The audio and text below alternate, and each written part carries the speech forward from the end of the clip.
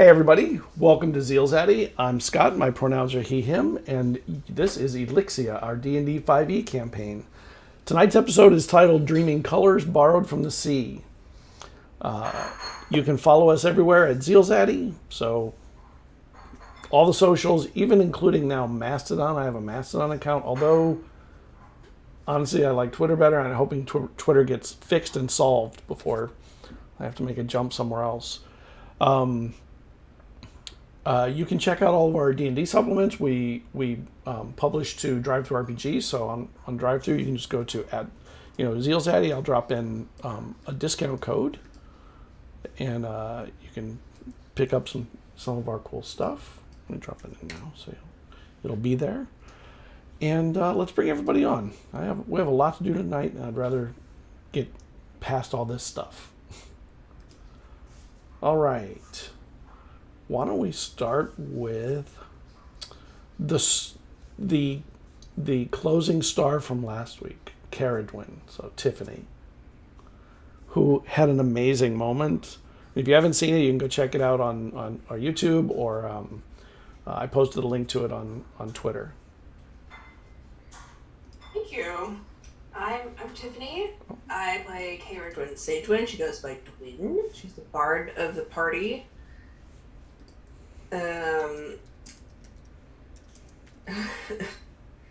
Apparently I am not visible on Twitch. You're not what? I'm hiding on screen on Twitch. Just eyes. I am just eyes. You're a little low. You sometimes move down. Now you're there. Just mature.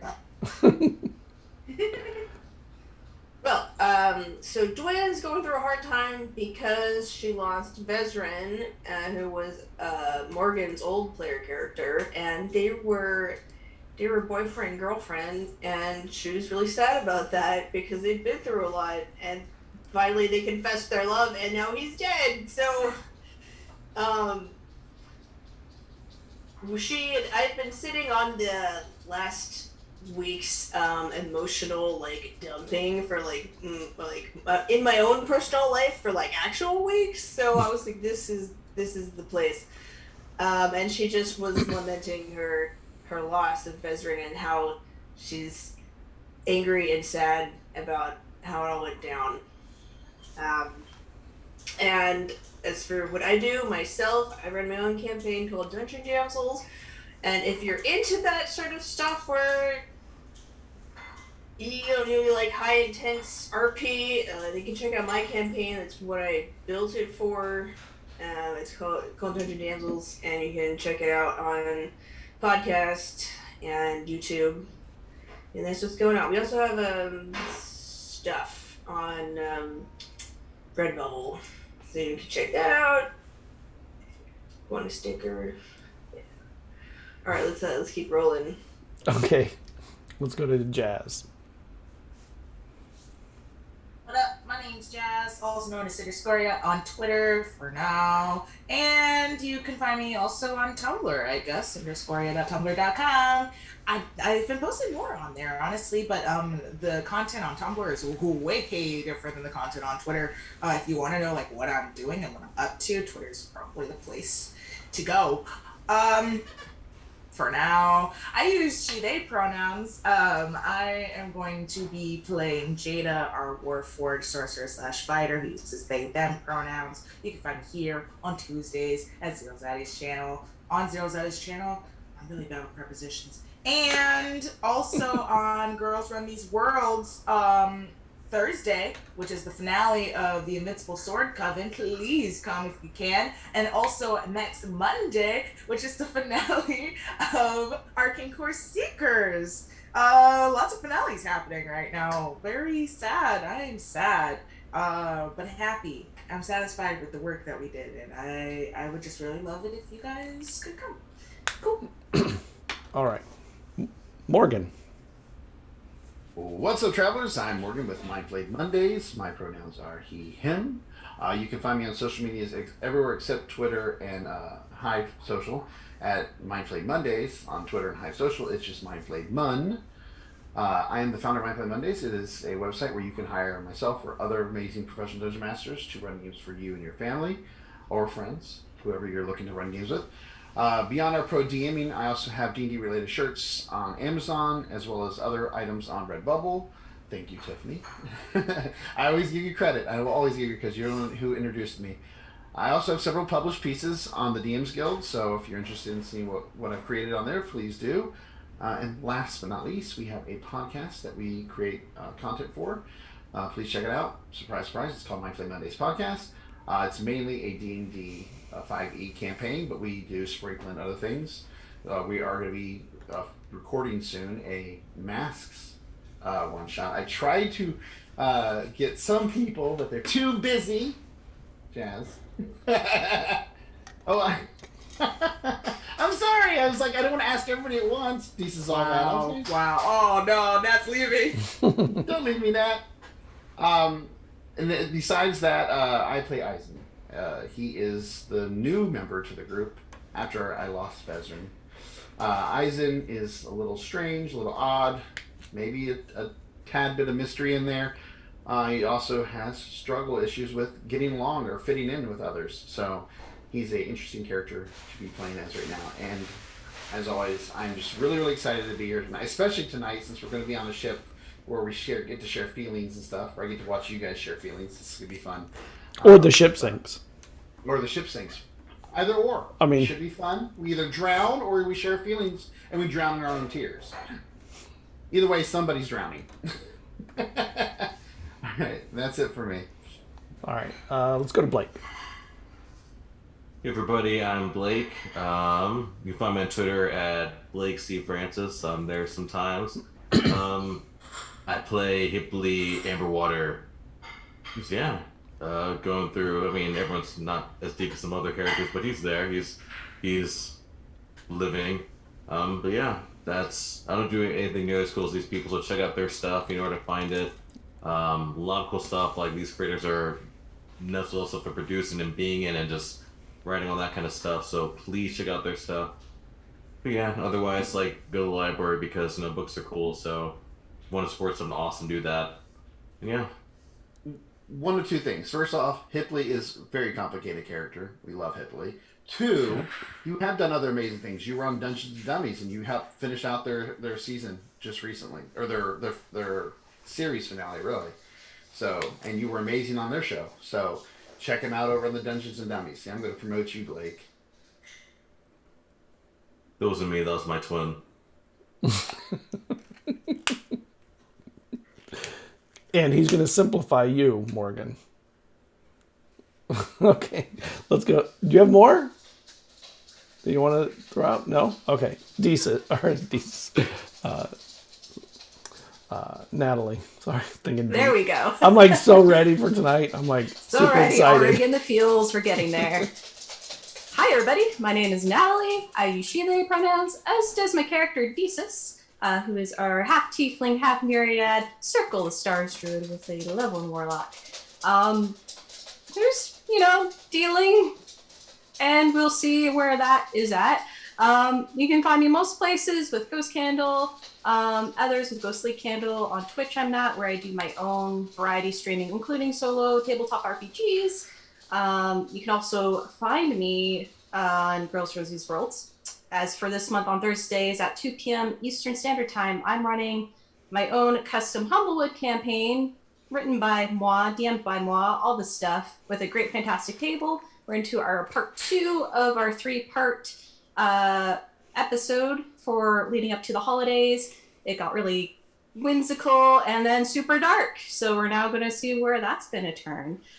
So remember, join our Party of Woodland Creatures, a very humble Glowtide. That is Thursday, 2 p.m. Eastern Standard Time. Otherwise, anything else about me? Find my Ko-Fi, ko-fi.com/ghostcandle for my emote packs. Any art slots, I have one open, so my art slots and stuffs. If you support me there, you get insights and things from me, so take it as it is. All right. Do you want to start the recap? Recap. All right, I can do that.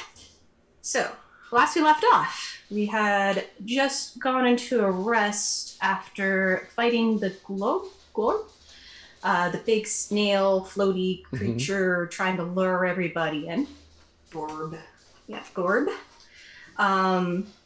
After kind of quote-unquote looting the bodies, trying to see if there's any indications of identification or anything, Dwin saw a dryad who informed her that Lady Diaba was waiting to see them and was going to, or we had to go to the greenest tree at the foot of Mount Oda. So we just started making our way there. And then our first night where we went to take a rest, we were attacked by shadows. Dwin and Eizen got feared. The rest of us tried to react. Hipley stayed comped out. Was like, nope, sleep. And Desus used Moonbeam, which he hasn't used since the Shadowfell, which was very painful to her and was very much noticed by our darling Jada. So that's going to be interesting. Yeah. And then, from there, we went to the mountain. There's almost a jump in. Trees to the shadows. We were fighting shadow trees. We got them to retreat. And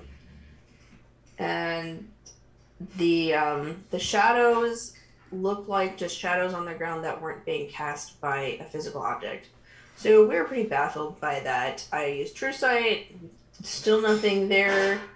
The shadows would fade when light was pressed upon them, but they wouldn't disappear, I don't think. Or maybe they did after enough time. They did, okay. Yeah, after enough time, they would eventually vanish. Then, we met a Fey dragon named Miravax at the Green Tree, and they were really interested in Desus. Especially since they made the quality magic boutonnieres. Finery, quote, finery, such quality. Unquote. So then Miravac says, you gotta go up the mountain, so we fly up the mountain and instead of walking. Instead of walking. We find the Miravac takes us to a hidden stairwell, and then inside we find this old cave with lots of bones in it from a really long time ago. Dwin asks Miravax about it, and he says it's the site of a great battle from a long time ago. We go further into the cave, and we find this levitating body with tendrils of light coming out of it, and from the tendrils are going to these crystals all around the body, and Lady Diabid has this ghostly form kind of step out of this body, and then through this ghostly form she talks to us. Yeah. We find out that she has actually met Desus before, because Diabid is familiar with Desus's mom. Was it Denatalia? Galatalia. Denatalia. Galatalia. It's a G. Okay, there's no N.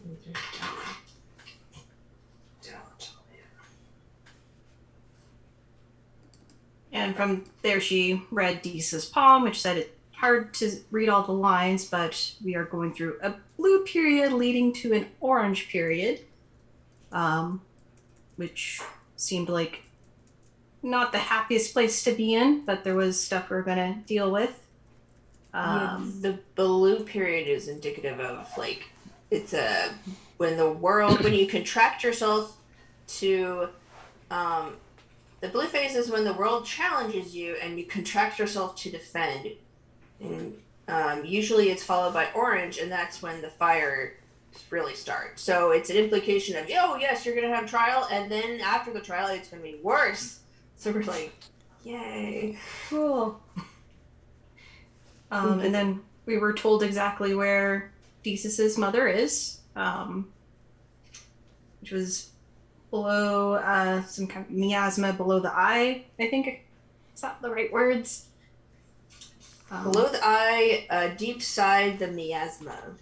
Yeah. Yeah, 5 weeks with Anquel at your heels and below the eye, deep side the miasma, and you can find your mother if she's still with us.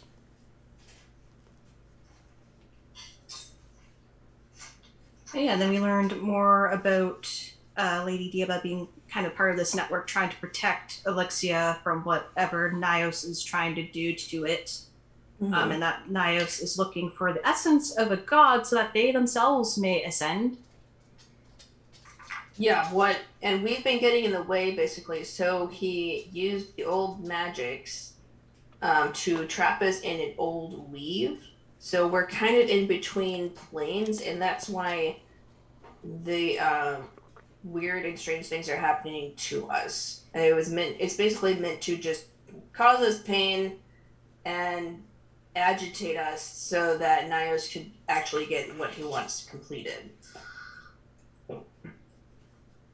Yeah. We will remain in the stupor of this old weave until we till we get out, basically. To do that, we need a harmonious song to basically counteract it. So Dwayne has to make new song magic, which is a problem because she can't sing right now.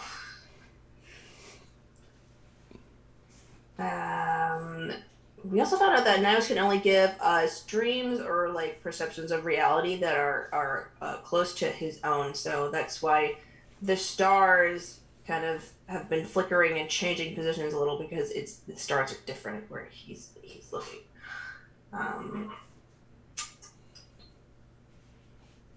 Yeah. Anyone else want to add anything? Okay. Preparing to sail. Yeah, we made it all the way. After deciding we got to deal with Nios, we made it all the way to Phelan, where we're going to spend 3 days as we charted a boat, each of us dealing with our time individually. Okay.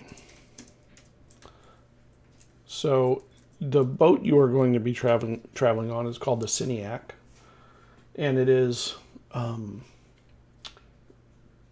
a little bit better than a Carrack, which is a pretty old type of ship, but it is definitely, deep sea worthy. And the boat is readying to leave. They're waiting for for Mava to lessen a little bit before they leave, which they expect is going to happen this evening, and they're going to try and take advantage of it with an evening sailing rather than sailing in the day, which is not normally done, but when you're in a race against rough seas, you'll do what you need to do. And you, Desus, you would know that that's what they're trying to do, even without explaining, what they're trying to do. So during the day, they're loading the ship up, getting the supplies in and everything. And the captain, she comes and she welcomes you on. And she says, you will be in these rooms. My name is Kirla. And she is, oddly, a gnome. And she walks you through the ship. Please tell me the first mate is like a Goliath or something. Now it is. Just because it's so good. I can't. Now you thought about it, I didn't think about it, but now it's cool. It's funny. They don't have a lot of rooms, so you're going to have to double up. So how are you doubling up? So we'll just sleep outside. And the rooms are kind of small. You will have hammocks, not beds. Fine, I'm just gonna sleep outside, I think. Anyone? You're going to sleep outside, Hipley? Yeah. What? On the deck? Why? On the I deck? did one. Yes, on the deck. Why? Well, what if it rains, dude? Yeah. I don't know. Maybe we'll see. I don't know what the weather's gonna be. You just really don't Does it want to look raid cloudy? me? No, I mean, you can have your own place. Wow, no. I mean, I don't sleep. Listen, I'm the Why odd would I take an entire room? I'm I the just, odd I just want to be outside and just look at the sky. I mean, is that so wrong? You can Doesn't still do with do that anybody. without So we sleeping. put a hammock Do out there that. for you. I think I'll be able to manage. I mean, I know I'm not not as efficient as you guys are, but I think I'll be okay. It doesn't make We sense. can throw down a bedroll if that's what you need. I'm the odd man out here. I can figure it out. I'll be good. Like I said, no worries. So, What? so who's in what rooms then? Just want to make I sure. don't Jesus, sleep. you want to I drink with don't me? I don't sleep. Y'all bunk Sure. together. Okay. I'll be out. That is what makes the most logical sense.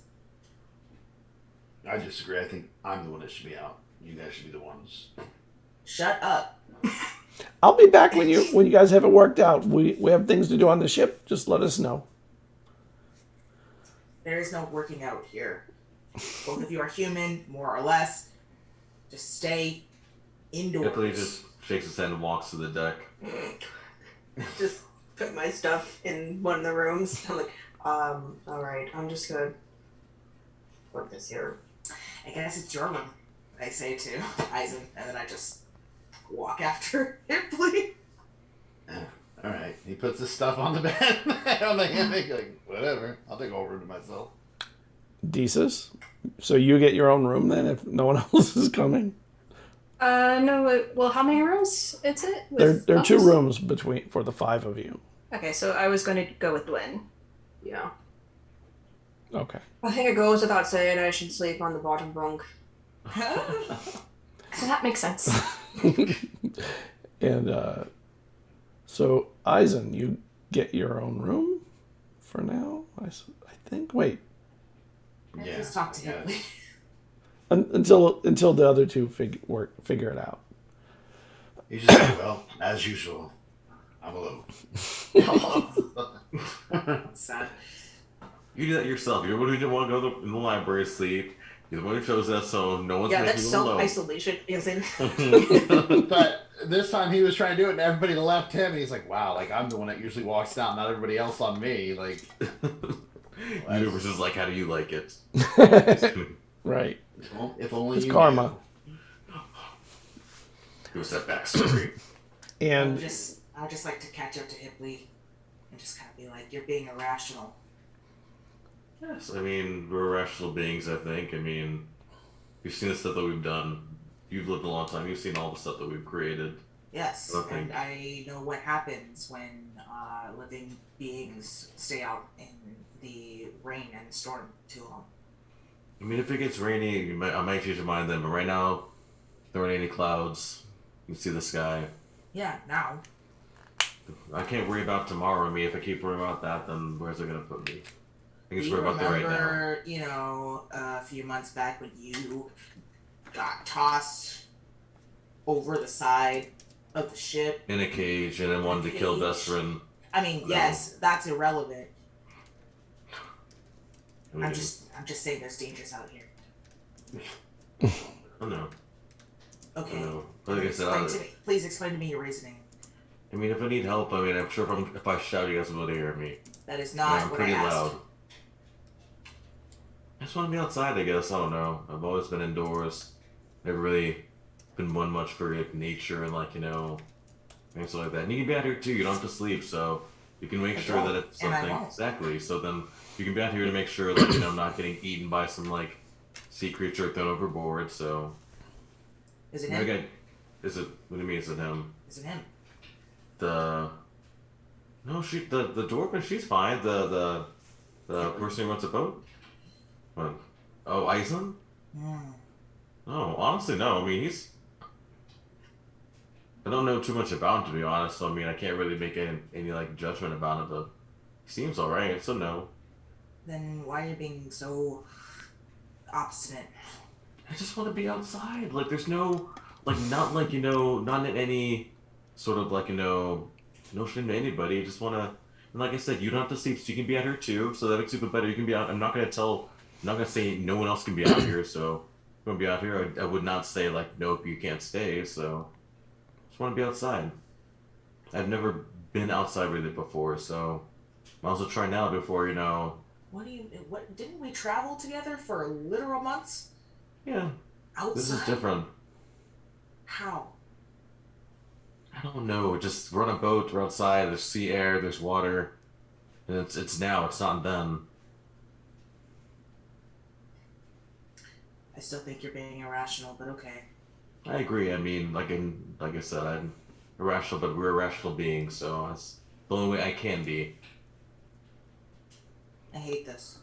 Well, it's a long ride, so hopefully, over time you won't hate it as much. But like I said, you're free to be out here too. We can get They don't care about me, Hibley. Well, you should. I mean, that seems like more of a problem than being outside. What do you mean? No. That you don't care for yourself. That sounded a little. I meant in this situation, context-wise. Can I insight check that, guys? Can I deception check? Can I insight Sure. check that? What's my deception? Counter each I other. don't think have I ever rolled deception? Oh my gosh, it's such a low insight check. I'm gonna believe it. I found my Jada die. Come on, roll bad. I rolled a 17. Dang. Okay, well, just right now, okay, that makes sense. Well, anyway, do what you want. I guess. I will. I was going to. Like I said, you can be out here too. I'm not gonna go anywhere. I mean, I don't think I'm gonna take. I mean, maybe if the water's calm and it's not as cold, maybe I might get in the water, but we'll see. You see out on the dock, Morkant is talking with the first mate and gives him some paper. He waves over to all of you that he knows that's on the deck. So Hipley and Jada, good sailing. I know that dude. Thank you. Thank you. Maybe pray for us as we're out there too, if possible, for a safe journey. You'll have good weather most of the way. Oh, see. To why? I don't know beyond that because I don't know where else you're going. I glad daggers at more. Thank you. I figured too the weather did seem nice, so I appreciate the good tidings. You're Thank dead to you. me. Then he comes on the boat and says, "Is Cerridwen somewhere on board?" Oh yes, I believe she's. Yeah, she went down.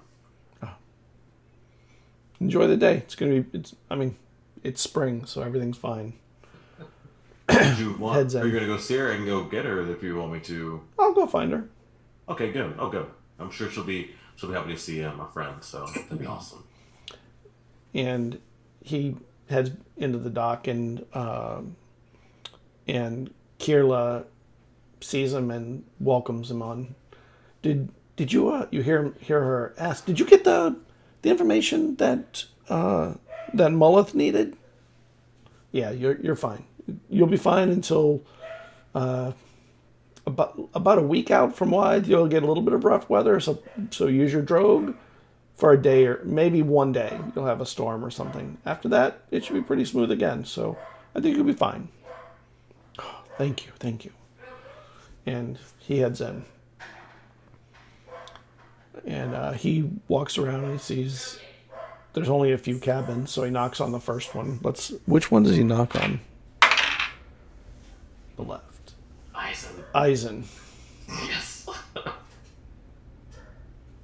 He knocks on it. I stay quiet for a second.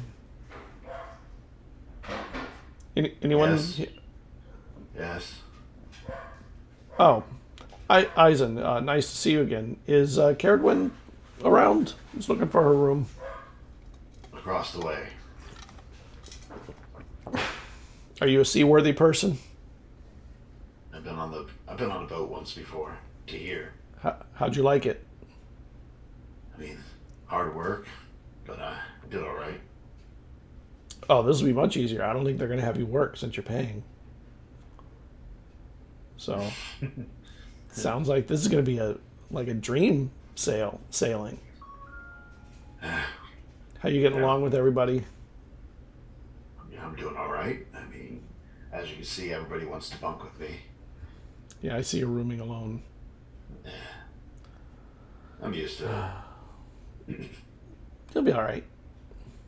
Thank you once again for the donation.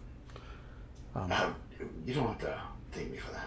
Let's just keep that between us. Can I get a roll from Cerridwen and Desus? A perception check? Yeah. Now's the time for a nat 20, y'all. Now's the time. 20. Actually, That was a journey, but landed on a total of 26. 22. Both of you hear this conversation out in the hallway. And he said, well, enjoy your trip. Thank you once again for the donation. I'm going to go say hi to Cerridwen one last time before she heads out. I'm sure she'll enjoy your company. And I'll just close the door, just sit back down. And I you hear open the up the door.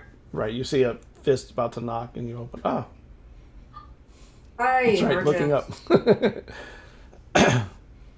How are you? How's the? You ready for? I know you don't really love the sea, so I brought you something that might help a little bit. Oh, really? What's your brain? I brought some carowood root. It'll help the nausea, keep it down. Oh, I know that's what you used good once. tea. Yeah, and it should take care of any of the problems you might have with the rocking. Appreciate it. Yeah. I was just gonna tough it out on top. You'll be all right. No, you're with Desus too. Desus probably could brew it up extra nice. How are you, There's some Desus? ginger in there.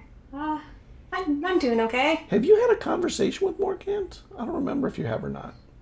Once in the beginning, because he's the whole reason that I met this group. Oh, that's right. Oh, yeah. Of course. So, it looks like you're getting along pretty well. Yeah, everyone's been good. They're lucky to have you with them. This will be a natural for you, hitting the ships. No fish, though. For a change. Well, I've been fishing a lot lately, tasting a lot of fish. I'm good for fish. Well, it's good. If you're on the sea, you're going to eat a lot of fish, typically. Yeah. Although I do think, don't tell Kirla that I told you, but I know there's a barrel of salted meats down there. If she's happy with everything, you might actually get a little bit of it on the way. And there's some potatoes too, so. I had given Mulleth, that's the first mate. Have you met Mulleth yet? No. She's huge. You'll know who she is. She's like your size. Maybe a little bigger even. I don't know if I'm gonna make someone taller than me. I'm sure she'll be easy to find. And I wanted to give a copy of it to you, Desus. It's the chart of the moons over the next 3 weeks that it takes you to get to Wythe. Oh. Okay. One of the things that we learned from the standing stones in the Elixia was tracking even Mave. It's complicated, but I can do it. And I knew you were going to be taking this trip, and I wanted to spend the time to make sure that you would know what was coming up. So it looks like you're going to have pretty good seas most of the way. You'll have one night that'll probably be rough when Mave's hard. And the first night out, even though Mave's going to be starting her descent to the southern horizon, she'll be a little closer than you want, so maybe a little bit rough the first night, but it won't be like stormy. It'll just be, some decent waves here and there. If you're heading the right direction, and Kayla knows what she's doing, you'll be fine. And he gives you a scroll. Okay. I take it. Thank you. Can I talk to Cerridwen alone for a minute, if you don't mind? Yeah, sure. I know And Eizen I'll could use walk out. someone to Yeah, see him. I can go over there. I think he's a And little yeah. distraught that nobody wanted to room with him, but that's between you and me. I'll check in on him, and yeah, I'll go over and knock on Eizen's door. And I open the door. And the door across the hall closes when Go ahead. I'll let you do your interaction, Scott, with Okay. first. Honestly, I just wanted to check on you, see how you're doing after last night. I know that must have been really hard. We will continue preserving for as long as you want us to. So, No. Keep doing it. okay. She gets this like distant look in her eyes. It was a bit cathartic, honestly. Just get that off my chest. But thinking about what you said, talking to, leaning on my friends more. I don't know, it's only, she's just, I don't know. She can't articulate her feelings right now. But now I'm on a boat, and I got pararoute. So I feel like I'm doing okay. A bit of a squint. You'll be all right. And, if you need anything, whenever you're around, you can always find me. I know you don't have Vesrin anymore, so you can't message me the way that you could before, but if you find a way, you can always let me know. Thanks to that orb that she was hoping to get back, but probably doesn't have it still. Yeah, there was at one point. Actually, she then explains that her orb of clairvoyance was coming back to her, and that it basically asks him to track it down and just hold on to it, because it's if it's coming through this city first, then he can intervene with it and just hang on to it. You can use it, though it will really hurt in the morning. The hag orb. I'm okay not using it. I figured you probably wouldn't use it. And he doesn't even really touch it. He wraps it in a cloth and puts it in his pocket. Well, I don't have it. What? Oh, I don't have if you it. have it. Oh, yeah, you don't have it. Oh, I yeah. don't have it. Yeah, it was in the process of getting over Yeah, to us, that's and right. then we left the city, and I was like, Yeah. hey, I have it. All right. Well, you have a good journey. Be safe. And did he go with you to see Mama Bardusa? I don't think he did. Mm-mm. Oh, did You he? did? Yeah. Oh, Okay. for sure. Say hi to Okay. Mama Bardusa if you make it that way. I will. Thanks for sending me off. All right. And he gives you a friend hug. Yeah, there's that awkward moment where Yes. we're doing the arm dance. Exactly, that and then we kind. figure it out. Right. And even though you're big, you're in a room that's kind of short, so it's not even comfortable for that anyway. And then The he short, heads out. awkward hug. Yes. Okay, this is good.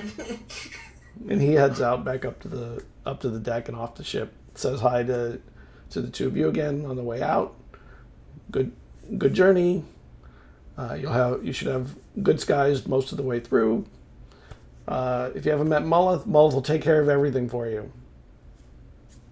No, I won't, she says. I'm not a cabin steward. And he heads off the ship. Blue Collar DM, thanks for raiding. I hope you had a great game tonight, or whatever your session was tonight. Was it a game, or were you doing some training sessions, showing map making, or anything like that? Cool to have you visit. So Eizen, your Desus is at your room. Yes. Can I do anything for you? Gwen is with Morcant talking, Jada and Hipley. Jada's probably talking Hipley, and I don't know. Can I hang out in here? Sure. Yeah, that's fine. I walk in and kind of stiffly look around, but there's nothing to look at really. No. There's a couple hammocks, a couple like chests for putting stuff in. Not like treasure chests, just boxes with a lid. I probably would reach into my bag and pull out like a cup and offer you something to drink, because I would have bought some stuff for the trip, some alcohol, not like to get you drunk, but like if you want to drink, Good for now. I like to wait until after we set sail. Makes the motion of going a little easier when you don't have it in your system. Well, I stocked up, so if you need any to settle your stomach, let me know. And then he'll chug the cup he was going to offer you.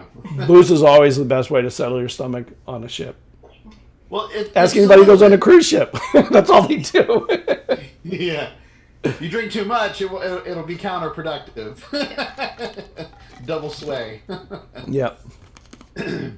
But, so, I mean, tell me, what's Wife like? You guys have been there before. What I've heard. Yeah, it's a pretty colorful island. A lot of artisans and craftspeople, festivals. You might see naked people, but it's more in celebration. It gets a little wild. Sounds like my kind of town. Yeah, I love a good celebration. that's actually where the rest of us kind of all really met. So, it must be kind of weird going back there. In some ways. Maybe a little bit. We made some friends there. There's Mama Bardusa, and I think you'd like the cantina. Interesting drinks there. Yeah. Check it out. Scott, have I ever met Mama Verdusa? Because I know she's all over the map. No. So would I? No. Okay. I wasn't sure if, with Not my that connections if I am. Okay. Well, I mean, if you guys think highly of her, then I'll definitely have to meet her. Quite the character. Probably don't bring out your daggers in her place, though. I see that you do a thing, so never do the thing in there. She'll know. It's my cloak, actually. All right. It's magical. So yeah, I've known you guys long enough to let you know. Yeah. So. Which, how are you, I guess... I'm always awkward about this stuff, but yeah. Yeah. And you see him taking another big gulp. I hope you're not taking any of our actions or anything too personally. We've, as you could probably very much tell, are all dealing with events, all different ways, but... Actually, you guys are the nicest people I've ever met.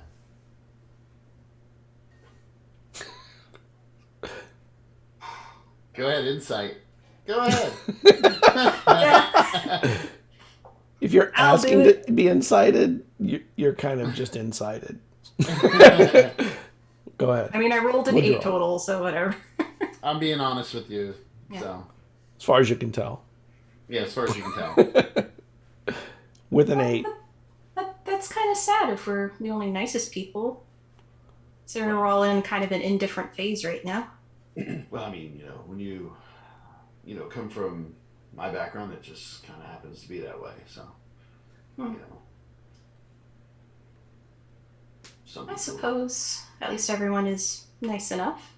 I was always pretty alone. I grew up with a single dad who's always working, so I learned to be on my own for a while until I started working and taking up fishing trade. And very accepting of me. So you'll be folded in time.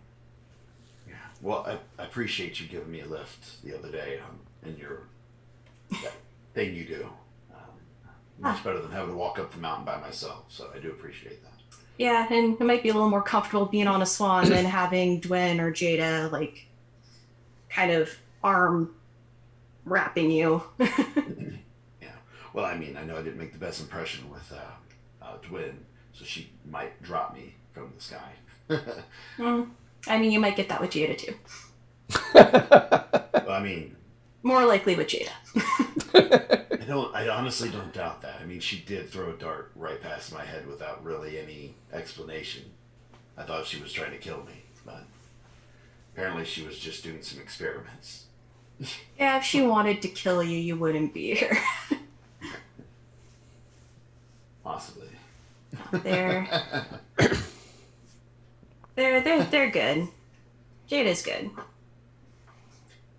So, what's up with the Hipley guy? I mean, he seems kind of distant. Is he always like that, or is it just because I'm here? No, it's not. It's not you. I think he's just doing his way of dealing with everything that happened. I think for Hipley, he's putting himself in the moment then to let himself see the past or the future. Regardless, I am happy to try to give some help to you and your friends. And I don't really know the whole story, but I know that you guys all lost somebody dear to you. And I do give you my condolences on that. It's not easy losing people you love. Never is. No. And maybe we'll eventually tell the tale of what really happened, but I mean, it was a I hard don't- one. I don't need to know. I know it brings up pain. If there's ever a time where it's needed and you guys want to, then that's fine. But I won't ever press. You know? Yeah. I think I hear more camp leaving if you are uncomfortable. Yeah, I hear him too. Bye. See you later. Up on Right the at the door. up on the deck, the crew is just loading barrels of food and oil and the things that they would need for the voyage and for trade. And they work through the night until it gets to, a few hours after sun has gone down. So what are you doing while that's going on? You can see they're packing it in tight in the hold. And one of the sailors brings up a bedroll to you, Hipley, and says, "We're told you'd be sleeping out here on the deck. We brought you a bedroll so you'd be comfortable." Thank you. Appreciate it. It's very kind of you. Okay. They go back to working. Okay, so they have the bedroll kind of take out. Is it dusty at all? Kind of like padded. Just is it dusty or is it kind of clean? I wouldn't say it's dusty, but I also wouldn't say clean. Just clean. Okay, fair enough. It's used, not unused. Ooh, well, still fine. Retcon something really quick. Yep. I just want, when we were all on deck before we moved off to our respective places, I would have just liked to cast water breathing on everybody. Okay. Did we know this? Do I Including Eizen? I think there's like a moment where Jada goes, okay. I just want to be clear. I needed to know where I stand. That's all. Yeah. Just in case. Casey's, and I will be doing that for every single day. It lasts 24 hours, so. Ooh. Yeah. So the ship begins to lurch forward as they bring everything on board, and inside the cabins, Cerridwen, Desus, Eizen, if you're still in there, you feel the ship pull off from the dock. Just a moment where Dwayne looks up from what she was working on, probably like compiling like the notes of the events. She looks off in the distance. So it begins. Grabs that caribou and says, "I'm gonna brew up some tea." I think Eizen would actually probably come up before the ship sailed to watch them leave, because the last time he left on the ship, he was unconscious. So he didn't get to actually enjoy That's true. the departure. So I think he would step up, watch the shore leave and everything like that. Okay. What about you, Desus Desus? would be up there as well, because her mindset's always, hey, I'm on a ship, I gotta work. And that's been her therapy, is to work. And Cerridwen, you staying in the cabin or you heading up to the deck? She's going wherever she can get that tea brewed. Oh, okay. So you go to the mess hall, and there's, somebody in there who is a cook that's there. He can brew it up for you. No, I'll drink that. Yeah, he's got a big tusk sticking out of one side, kind of a touch of greenness to his skin. Mm-hmm. She thinks about talking to him. Well, thanks for the tea. Doesn't say much. Because I don't want to spend time on a cook. on the cook. And I'm not coming up with a name for him unless I'm forced into it. Suddenly we all go down there. We don't want to go to Poison I want to Tea. meet the cook. The half-orc cook. And then she remembers Morkan saying, "You should rely on your friends." And then she's like, "I guess I'll see what they're doing." All right. So you start to sail, and it's a beautiful night out. There's almost no clouds. The stars are bright. About an hour out, after you head out, the stars shift a little bit in the sky. You've seen it before. Desus in particular has seen it several times. Eizen has seen it once also. And the stars just sort of move over from one place to another, and then they stay the way that they are. The ship is it's fairly small compared to the ships you've been on in the past. So you do feel the waves a little bit more. Cerridwen? Did you had the tea, so you're good. Yeah, she's just guzzling it already. Yeah. And even then, she's still like a little woozy. Like,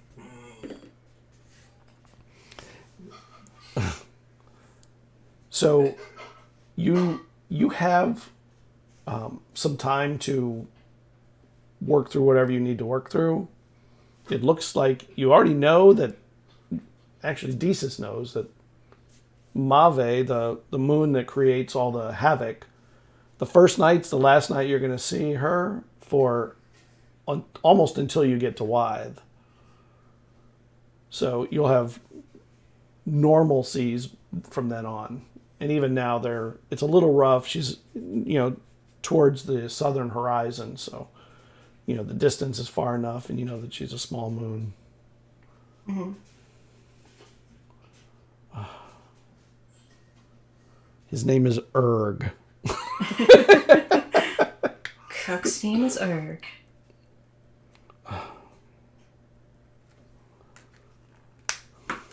Okay. So, as you're heading out, one thing can I get from Desus a Arcana check, please? As this is totally in Desus's wheelhouse. Yeah. Let's die. No, that's a 6. Okay. So I'm distracted. Yeah, you are. And you go through night after night of calm seas, relatively mediocre food. Sometimes it's bad, sometimes it's good. It's never great. And it's only occasionally terrible. But people eat it because they're hungry, and, it's hard work sailing a ship. You get a good week out. Can I get another Arcana check from you, Desus? This one, 16 this time. You realize that there's a flashing orange star in Geminique's gift. That's the constellation, also nicknamed the Master Machine. And it wasn't orange and it wasn't flashing before. You don't know when it started, but, when you pay attention to the stars enough, you notice things that change. They're a little bit different than they were before. Mm-hmm. It probably doesn't mean anything, though. I kind of scratch at my palm, but then thinking machine. I'm well overdue on a talk with Jada, and I keep trying to not talk to Jada.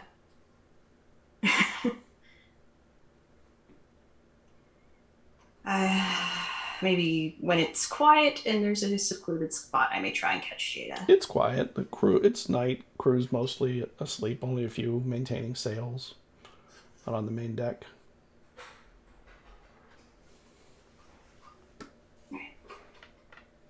Then Where to find me? I'll go find where Jada has been sentry. Jada? I'm in a crow's nest. Perfect. Climb up to the crow's nest. See if there's room It's up there. secluded, except for the crows. No, there are no crows.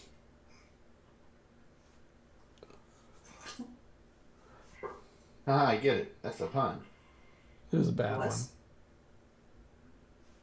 Okay, climb my way up and pop over, You get up there. the edge of it. Hey, Hi. can I join you? Yeah. Okay. I climb up and take a sit opposite.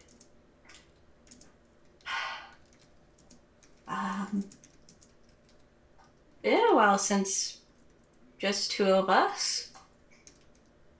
I suppose. Yes. That is true. How are you feeling? It's a boat. We're sailing. We're on water.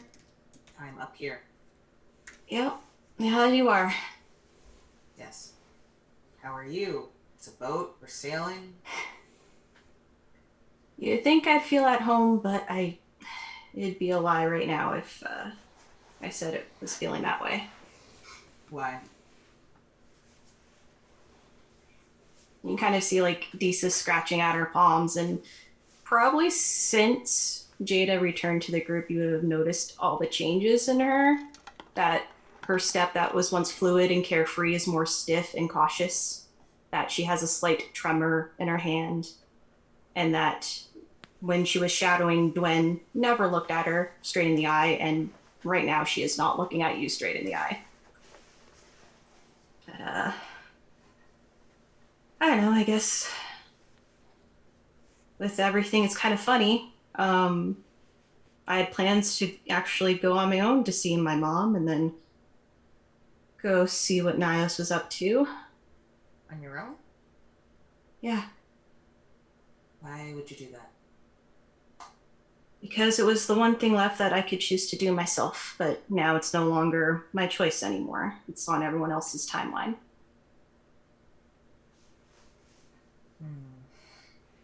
Well, there is not necessarily anything we can do about Nios, since they pose a danger to all of us, but I did notice that you were rather reluctant to find your mom. I was curious about that. I figured you would tell us in time. I think everyone thinks I would be happy, and maybe there's a time I would have been. Maybe when I was 8 or 9, but after, traveling across plains to help Dwen find her own son, I've been having resentment for years. And I've always pushed those feelings aside, and I thought, yes, I'd be happy, but she never came for me, And then find out my dad never told me everything, and everyone keeps telling me what to do and what to be, Hey, Deesis, protect my friends. Hey, Deesis, everyone needs you. Hey, Deesis, Elixia could use a guardian like you. Well, damn it, Ezrin, I'm not a guardian. And she kind of explodes into herself, which is the first time she ever said his name in the time you've rejoined her. I also think that's was the first time you swore.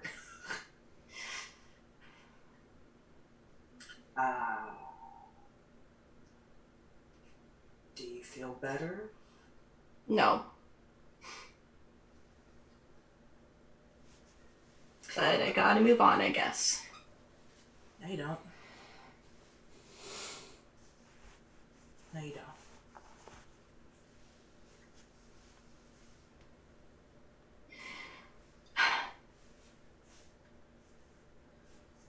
You know, I'm not a soldier like you. I'm not well read. I'm lucky if I even read one book when the rest of you can read 5. I don't really know how to fight. I just know whatever Luluin gave me. But the only thing that I know is real at this point is you 3. And that's why I was going to go deal with Nios. I figured from the time we came back, we'd have to deal with him, that he would have targets on our back, and I wanted to stop it before it happened, and I guess I didn't get to in time.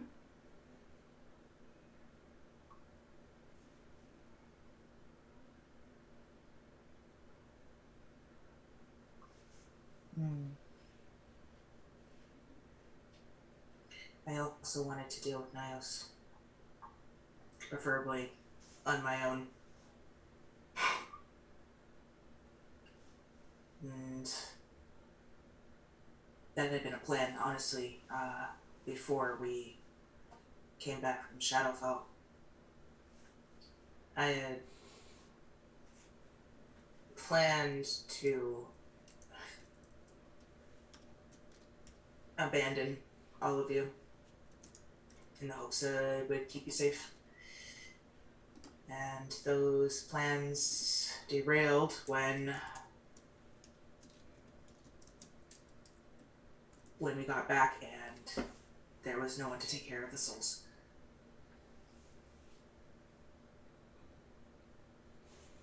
I felt an obligation, I think. I wanted you all to move on. I had known, obviously, what it meant to live with grief after someone dies. I had known how maddening it can be. I didn't think anyone would be able to focus on Niles. That was all I could think about since we came back.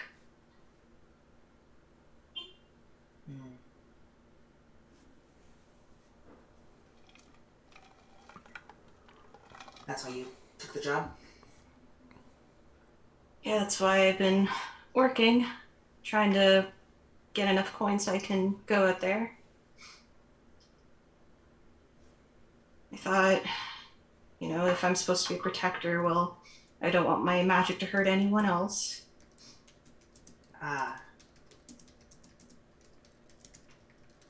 The moonbeam.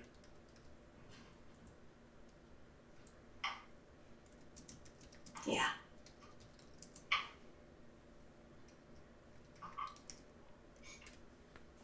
I suppose I'm supposed to tell you that that wasn't your fault.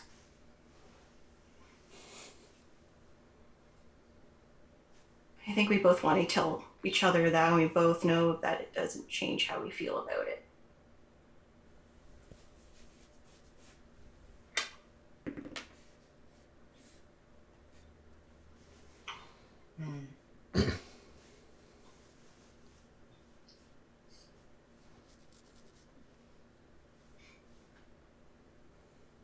But can't really change what happened, and what we saw will always be seared in my mind. But can we make sure that it's not in vain, right? Of course. That is the goal.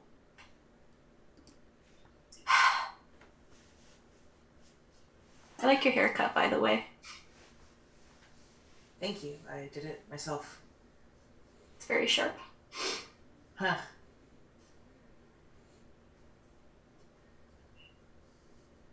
we have, my people back in Sakura have a tradition. When we grieve, we cut our hair. My hair doesn't grow, so I did not ever alter my appearance. It felt like the thing to do.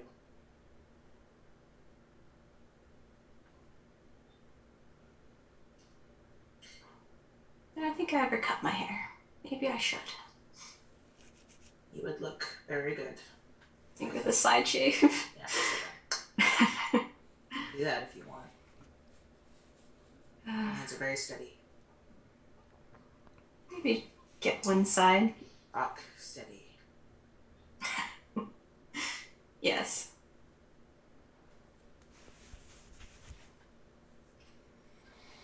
I can't tell you how to feel or who to be. Frankly, no one can. Only you can decide that. I do think that if he were here, he would hate that you blame yourself for that. In the end, you saved him and all of us. I think that is important to keep in mind. Yeah. You may not be a protector. You might be. It's up to you.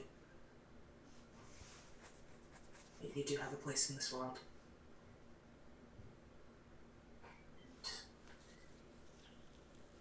Though I struggle to convey, I do care deeply about you. And I'm glad that you didn't go after Nyos alone. I care about you too, Jada. I'm glad to have you as a friend. Right, yes, friends. That is what we are, friends. We went shopping together, we're friends. Is that what constitutes as friendship? It can, yes. Ah. Okay. You helped me pick a scarf, Jada, come on. Yes. I did do that. Okay. You should tell the others that you don't want to see him out.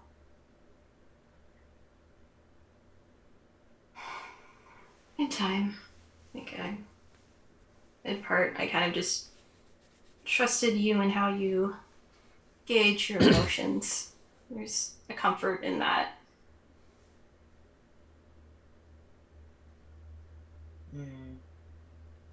Emotions are not very logical. No, they're not. They're a disaster. I do not enjoy it when it becomes bigger than I can contain. But yes, I do suppose I have a rational way of approaching it, yes.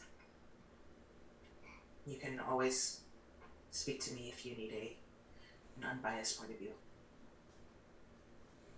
Yeah. I'll kind of just look up at the stars now that we're higher on the ship without any sails in the way. Yeah, they're beautiful. It's been a very easy trip so far. And while you're up there, Hipley, you are on the deck. Can you make me a perception check, please? Yeah, yes I can. Perception.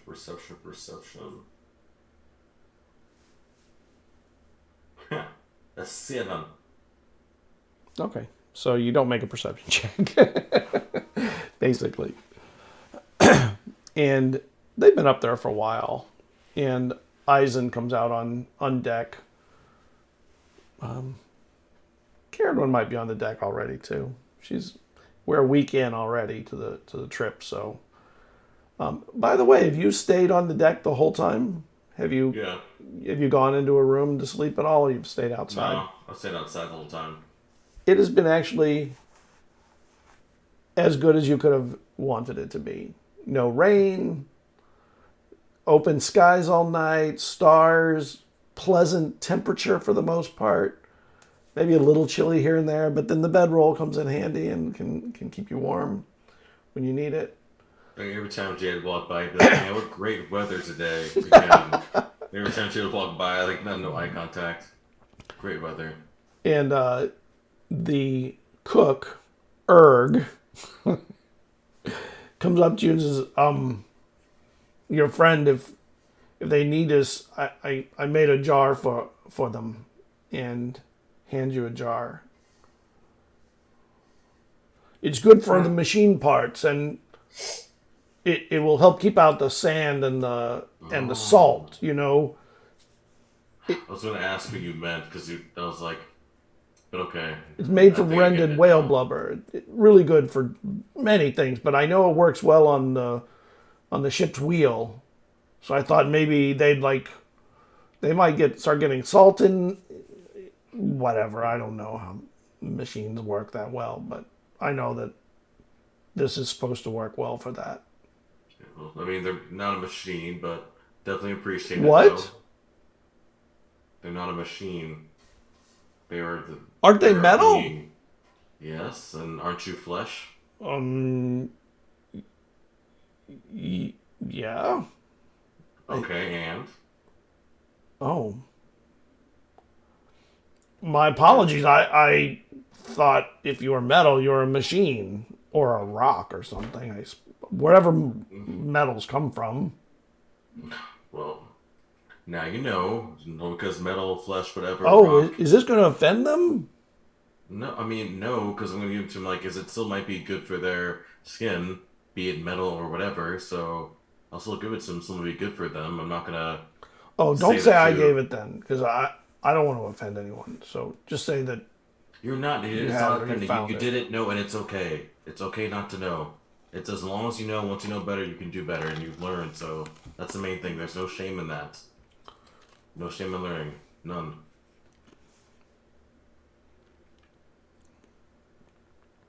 So I will say it's from you because it was a kind gesture, and now you know, and so they will definitely appreciate that. I mean, they probably won't say it, but deep down they appreciate it, probably. So thank you, Erg. Okay. Also, if you see Cerridwen, tell her that I have her tea ready when she needs it, because you know she doesn't handle the waves well. She's not of the sea. No, She looks a little peaked quite a bit. Yeah, I'll definitely let her know. But what you made seems to be working better, though. I mean, they've definitely been able to say a lot more. So. Oh, that root that Morkan brought, that's the stuff. That handles seasick people very well. Strong. Not the first seasick person we've had on the ship. All right. Well, I got to get back down, get the next meal ready. Thank you. Appreciate it. He heads back down as you're coming up, Eizen. Eizen, can you make me a wisdom save, please? Oh, wisdom save. Okay. You're about to attack us. Dwayne is on deck, by the way. Okay, She's just, I don't know. He still gives it to Hipley, even though you're over she's there. like just. I feel like she'd just be in like some obscure part of the deck to like be with her friends, and then like they all her friends know she's in this weird nook, but no one else does, and she just like sits in there and like tries to like write music, and then like occasionally pops out and talks to one of them as her like attempt to be with friends. Can you make me a charisma check at disadvantage, please? I rolled an 18 for my wisdom save. Okay. Am I making the charisma check? Yes. Yeah, okay. Carolyn, you are. Okay. Bard making a charisma check. It's like a how cool are you? Like a how cool are you check. Not cool at all, man. That's a 9. Okay. All right. You're like that mom trying to fit in with her like kids, like friends, and she's like, "Mom, no." Even a bard can miss a charisma check when it's a disadvantage. So, All right, Eisen, you head up. What are you doing up on the deck? Are you hanging out with anybody? Are you just meandering the edges of the deck? Pretty much probably just looking around, taking in the air. He doesn't want to stay in the room. Most of the time he's probably up on the deck, just kind of off by himself, looking out, just studying and occasionally helping with what he learned on his first trip.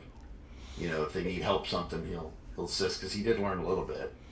Well, it's a nice moonless night. The stars are bright, and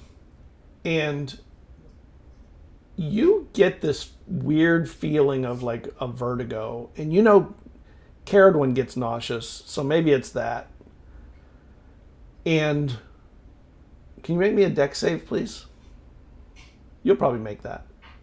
Overboard. Yeah. That's, well, I mean, hopefully I rolled a 11 plus 5, so 16. Oh, okay. So you fall over the edge of the ship, and you're in the water. There's a wave hits kind of hard. With a 16? With a 16. I'm looking, And- and then I kind of...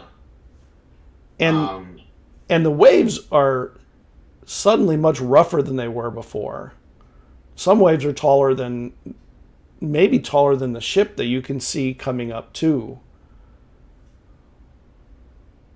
I mean, I would try to use my telepathy to reach out to one of them.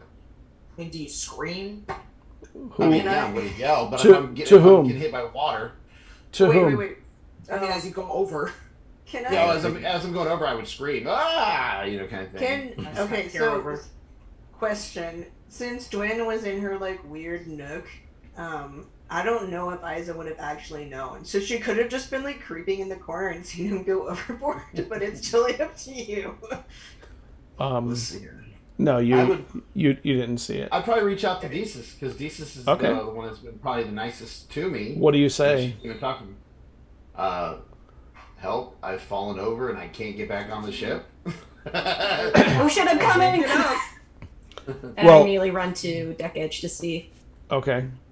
So you start running to the deck. While you're doing so, Eisen, the waves crash over you, and the water, you realize, is black. It's so dark. But oddly, you can see a little bit under the water. Like in the distance, you think you see like a blue glow. And then you come back up.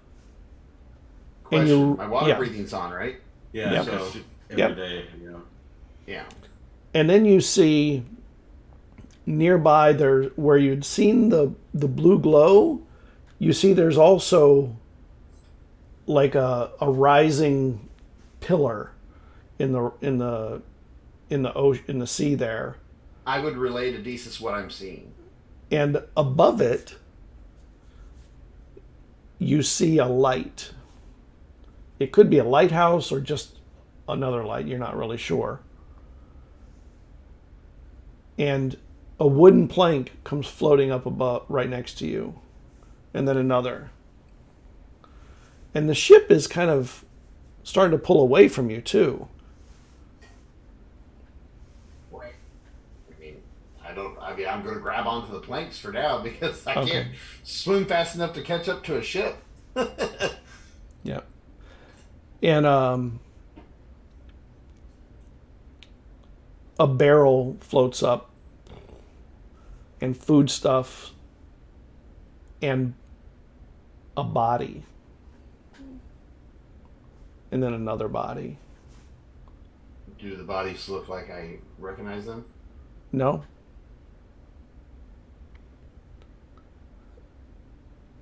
Desus, you're hearing all this in your head. I'll get to Desus in a moment. I'm just letting you guys know that everything that you're telling me, I'm telling her what I'm seeing. So that way, hopefully, it might help her find where I'm at in the water. If I'm giving her markers and stuff. And you feel something large pass underneath you. Something just touched my leg. Something large, something big. And then you see a huge wave coming. The water very salty, obviously. Desus, you see Eizen on the deck of the ship waving like he's drunk, and hands on the rail. But he's telling you these things, and he looks like he's going to fall over. Yeah, I just rush over. I put a hand on a shoulder and on a hand. Like, Yeah. Eizen, I hear you, but I think you're in a vision. You're on the deck. And one of the bodies brushes its arm across you, like it just sort of you feel something against you. Is it face down in the water, the body? Yes. I'll flip the body over in the... It looks like some kind of a sailor. Not somebody you know. Any markings or anything on the clothes, No. insignias or anything like that? No. Make me a perception check. Perception. Ooh, yeah, buddy. That's a 26. Against the light in the distance above the water, you see a figure walk past. It has a humanoid head, but it has a long crooked neck before it connects to the rest of its body. And it turns its head, you can see by the crook of the neck turning your way. And then the lights go out like there's bars in front of them that all go like slats, like a curtain. Like it's being Yeah. blocked. Yes, and the lights go black. And you stumble back onto the deck.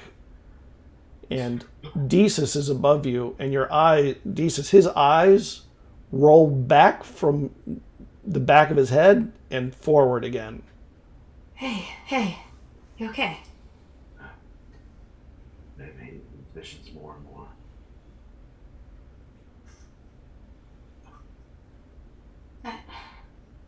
That last bit, you kind of lost me for a second. What did you see? Cerridwen, you see them up there, and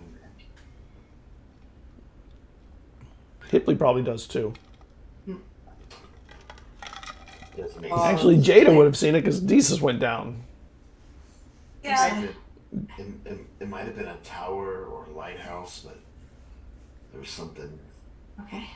Looked humanoid-ish, long neck, head kind of out. I don't know. And kind of recognition starts coming into Desus's eyes, and you said it looked like you're a shipwreck around that lighthouse. Yeah. You saw the eye.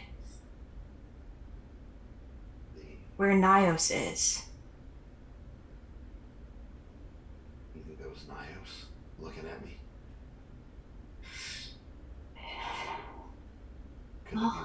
Could he turn the lights out because he realized I could see him? Possibility is a powerful character. Yeah, let's get you up from being on the ground. I start trying to hoist Eizen up. Grab your hand and, you take the help and get up. I don't know. Whoever it was, people were dying. I tried to see if I could make any details out about the crew of the ship, but no markers, nothing with any indications. No tattoos either, right? Like nothing. Nope. Yeah. Just some sailors. Yeah. We did read some time ago that the waters around the eye get a lot of shipwrecks. Sometimes Nios just tries to bring those ships in so that he can take those people. In fact, we've met a person that was under Nios's influence before from such an event. I guess that's something we have to keep in mind if we want to sail all the way or go by land. Yeah, I don't think the sea's going to be a safe way to get there, just from that vision alone. That's death. I mean, the ship may not be the ship that takes us there. That could be the ship we were going to be on if we go that way. That's the thing about visions. There's a lot of variables, and I'm now like looking around, looking back up to see where Jada is and where. Oh, I'm right next to you. I just haven't said anything. You're always so quiet. What do you think, Jada? That sounds reasonable. I mean, we knew it was going to be difficult to get to the eye, regardless. Nice can see everything. Yeah. I'm seeing everything. There's also a lot of hags. If I remember our research, there's a lot of hags along the way too, and who knows if any of them are in his employ. Any way to block? I mean, if he can see us, there's got to be a way to block him from seeing us. That has to be why. I mean, Dwayne shows up. Well, if we had a wizard, we might be able to do that.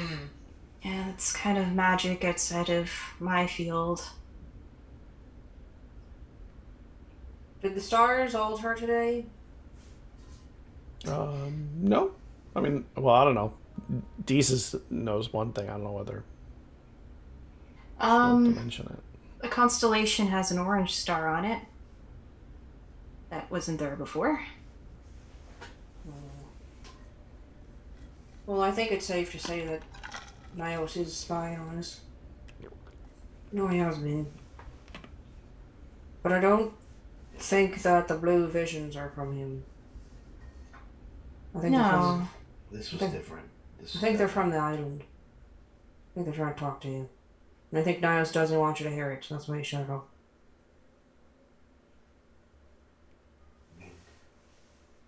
So, he was trying to look at me, and because of my visions, I was able to see him back. yeah, perhaps your gifts allow you to see him back.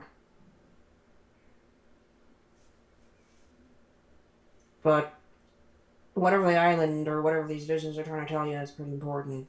Nios is trying to stop it. Well, I don't think we should go by sea. No, that's fair. I don't think so either. We can hoof it there. Once we land in Wife, you might be able to get a better idea of where we want to go. Maybe Mama Bardusa's able to get us a little closer to our destination. Perhaps. Didn't she say Maybe. she had another location somewhere? A few, she said. She could. I think she said she could get us a Catus. Yep. That's as far as she could get us. That's not exactly closer.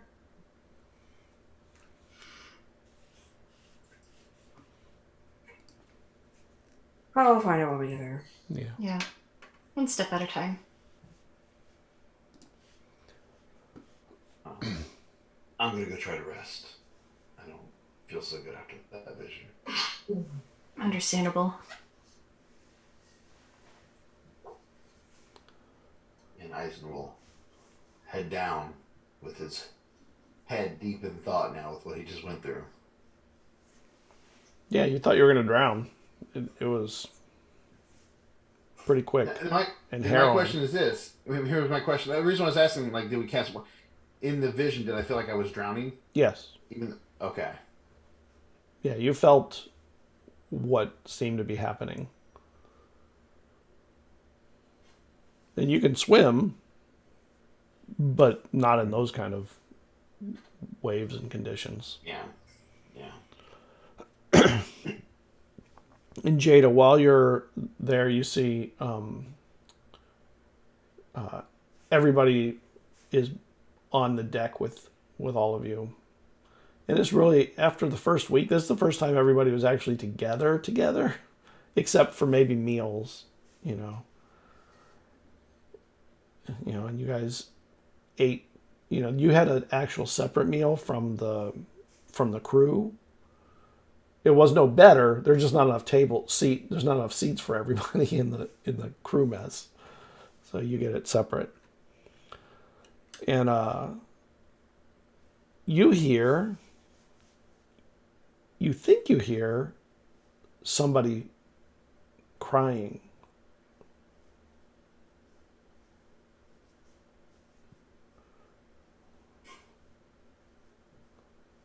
Does anybody else hear that?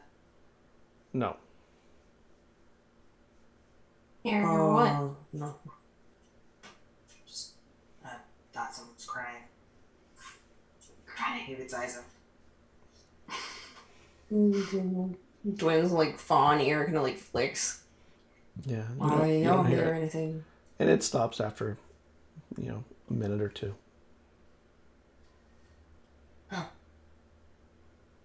Did it stop? Yeah. Oh. Alright. Did I see where it might have been coming from? Um, On deck, below deck, out to sea? maybe you don't think it was out to sea. It must have been somewhere on the deck or something, because it didn't sound like it was that far necessarily. Did it sound masculine or feminine or young or old or? It sounded like a girl, maybe. I mean, not a kid, but an adult woman.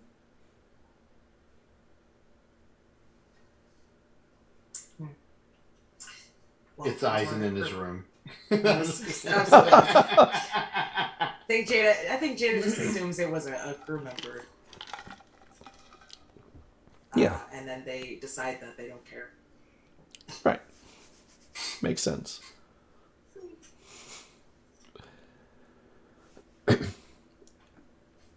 And you're all awkwardly staring at each other. I'm looking hard at Thesis, like.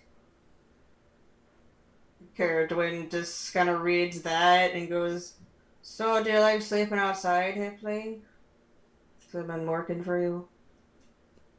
Well, Hooku's kind of so he's kind of like off, like as they're together, he's kind of like off, sitting out, just looking at the water, like kind of listening, kind of not. Oh, yeah, it's nice. It's, He has a pot in his hand, by the way, in his hands. A jar. What's with the pot? oh, Well, you can have Yeah. pots. But... oh, Jay, this is for you. Tosses it in the air because he knows you're gonna catch it. Is it? It's from Erg. It's like, I guess, moisturizer should help. Who's Erg? It's a cook. Yeah. Oh. It should help me. It's supposed to help me kind of keep your skin more. I guess kind of keep like the salt and stuff out since we're at sea. So. Creates a barrier. Sometimes they'll throw it on the mechanical stuff on the ship. I guess so, kind of like that. So. He said he thought it might help. So. Prime the parts. No. It smells okay. I mean. I think Jada kind of looks at it, and I mean their expression doesn't ever change because of reasons, but like there's like a dark cloud that comes over them, and they're like, I don't want this. You can throw it overboard then. I mean, I won't tell him. Okay. Look. He's like right behind you. His face is like that. He's the one that's making It hits crying. a conk. He's the one that's crying. You're right. He's the one that's crying. Hope I don't need that. Jada just goes to just toss it. Okay. I'm just Sorry. I rolled a wisdom save to for them to recall the last time they put something on that somebody offered them and it caused the death of their civilization. So No no, worries. That makes sense. Makes sense. Makes No. complete sense. It's a good reason. sorry. Yeah. I'm sorry about it. Nothing to be sorry about. Makes sense. Well, I hope we won't need it later. Yeah, me too. Like, she just, like, in Dwayne's mind, she's like, we shouldn't waste things. But she just watches Jada just go and huck it. She's like, well, too late now. Yeah, you can probably land on shore somewhere, maybe help something out, maybe might float somewhere and bring up to somebody out there, so. No, well, you never know. It's gonna need whale blubber in the ocean. No. But I think Erg also said that he has more of that tea stuff ready. So. Oh, Mhm. that's good. That's good. And the night, continues on, and nothing else happens during the night. And you go another week. You're like 2 weeks in, and Captain Kirla says you may want to buckle down under, below deck tonight. The seas will get rough. Mava will be out again, and it can make it a little bit rough. You may not want to be out here. There will definitely be rain too.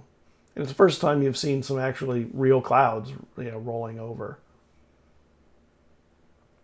Thank you for the concern. I definitely will keep that in mind. I would like to point out, Scott, like after that incident, you guys have like not seen Eizen. Even like at mealtime, he just gets his food and goes back to his room. He has not really been dealing with anybody after feeling like he was drowning in the ocean. So. And you, Desus, are the first one to notice kind of the waves rolling under the ship a little bit bigger and rougher. Like, you can tell the difference between what it was yesterday or even earlier today and tonight. You all see the clouds starting to build, they're black clouds. And Kirla gets some kind of a thing on the deck. She says, stay away from that for now. It can be dangerous. You can get caught up in it before we drop it. And they try and push through with the sails as high as they can, but ready to come down if they need to just ride out the storm. You feel the cloud cover covers the stars. But in the distance, you see the moons, both of the moons. And Mava's moving, actually does, a little, always faster than Torve. The more erratic, wilder moon. And as the night proceeds, you all feel the ship rolling a little harder in the night. And you feel the ship riding the tops of waves, coming down the other side. And fairly quickly, the waves start to rise, and it's coming down hard between them. And you hear them say, you hear Kirla at some point, drop the drogue, down the sail. And the ship then seems to be even slower than it was before, sort of stuck in the storm even longer. And while this is going on, Jada, you hear, where am I? I think I'm blind. But only you hear it. Do I see where it's coming from? No, maybe down the hall. Maybe. It's hard to tell exactly where. Against my better judgment, against Jazz's better judgment, because Jada doesn't give a fuck, I'm gonna go investigate where that's coming from. Okay. And when you head out, can you make me a deck save as the ship lurches hard? Can I? Let's find out. You probably can. Oh. I can't read this. It lurches really hard, actually. That's a 3. Oh yeah, you're thrown against the wall. Everyone feels this huge wave hit the ship, and you feel the ship go not quite sideways, but pretty hard. Like the ship goes, and then you feel it very slowly pull back up into the next wave. And Jada, you're thrown hard against the wall. Matter of fact, you're kind of, for a moment, the wall is more like the floor. Ugh. And then it comes back. Hate that. Can I step into the hallway? Make me a deck save, sure. Okay. That's a natural 1. Oh yeah, you fall through the door and you see Jada up the hallway falling on the wall floor. I'm on the deck. Do I need to make a save? I assume. You're still on the deck? Jada wouldn't be down below if we still on the deck. Yeah, they would have told you to go down below when the storm started getting hard. I still be on top. I tie myself. I have a rope and I tie myself to like the side of it. Why are you like Sit this? out there. They would have. On a ship, they would probably force you down below. Yeah, they would. Right, yeah, I would fight, so that's fine. Like you can say, Okay, couldn't I do knock Hipley's ass out and I just take him down below. Deck. Well, then, if you're gonna be obstinate, you got to help out. Grab the rope. Where's the rope? Okay, just grab it. And the Goliath has the other end of the rope, and you're pulling back to hold the sail in place, but not, it's half masted right now, so you're not getting too much wind. They don't want it to tear. They don't want it to get torn or pulled off the ship. And they dropped a thing in the back of the ship that is like a long funnel into the ocean, and it sort of holds the ship steady in really rough waves, but it makes it really slow. You can't move very quickly. And you only do that when you know you're going to be stuck in a storm and you can't outrun it. And the waves are just too rough for you to handle head on. So it means you're going through it. You're going to be through it. You're going to be in the middle of the storm through the whole storm. You'll be involved in it. So Jada, you're down there in the hall, and I'm sorry, I just want to retcon because Jada wouldn't be below deck if Hipley is still on deck. That just wouldn't happen. Okay, so you're on deck. Do I still hear the thing though? Yes, while you're pulling ropes and doing all the other stuff Okay. that you're made to also help with if Yes, you're of going to stay course. on. I'm very strong. I will go investigate it though because. Yeah. Where are you going? We're fighting a storm. Just give me a second. I can still be in the hallway. And you're and you see Cerridwen fall out of her door into the floor hall as you fall into the hall at the other end, and you see her down there when you're coming in. See this arm just raise up. I love ships. Is Hipley still aboard? Yes. Barely. And what are you Trying to two rope doing? around his waist. Desus and Eizen. Yeah, feeling the big wave, Desus feels like she has to be on top at this point just because of the magic she prepared to, in case of such a situation. So Okay. she keeps low, hand on a wall, ready to just slide along the way Okay. at any point. But she starts making her way. Oh, Dwayne, you okay? And kind of starts stepping over. Maybe a con save, Cerridwen. Let's see if you're okay. Let's see if you hurl. You okay? Maybe. At 20, that's 20 right here. That's 20. Next 20. She's okay. Yeah. The tea works. 22. That tea is killer. But still not Eizen- loving it. Eizen would be staying in the room again. Like I said, he especially now with this, and he's thinking about being thrown overboard. His ass is locked in that room pretty much. Wrap yourself in the hammock like a banana in a peel. He's probably he wouldn't be wrapped in a hammock, but he'd be in that room drinking. You're spilling your drink quite a It's bit. hurt. He doesn't care. Okay, so you're drinking. What are you doing, Jada and Cerridwen? Desus, I'm assuming you're moving past them to get out onto the deck to try and help. Yeah. What are the two of you doing? What are you doing down? I heard it. The person, woman, kid. I didn't Remember, hear like it, a- but like if a you week think ago? it's important, then we can look. I mean, I don't know. This sort of stuff always feels important. It's not the first time I heard this person, right? There's last week or whatever. I thought I heard crying, but Well, I'll let's just go investigate. let's go. So the two of you are going to investigate? Yes. Okay. And you're walking and you hear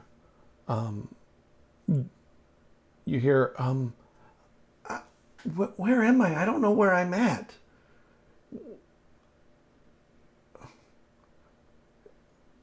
Hello? Hello. Oh gosh, you can hear me. Oh good. I haven't talked to anybody in so long.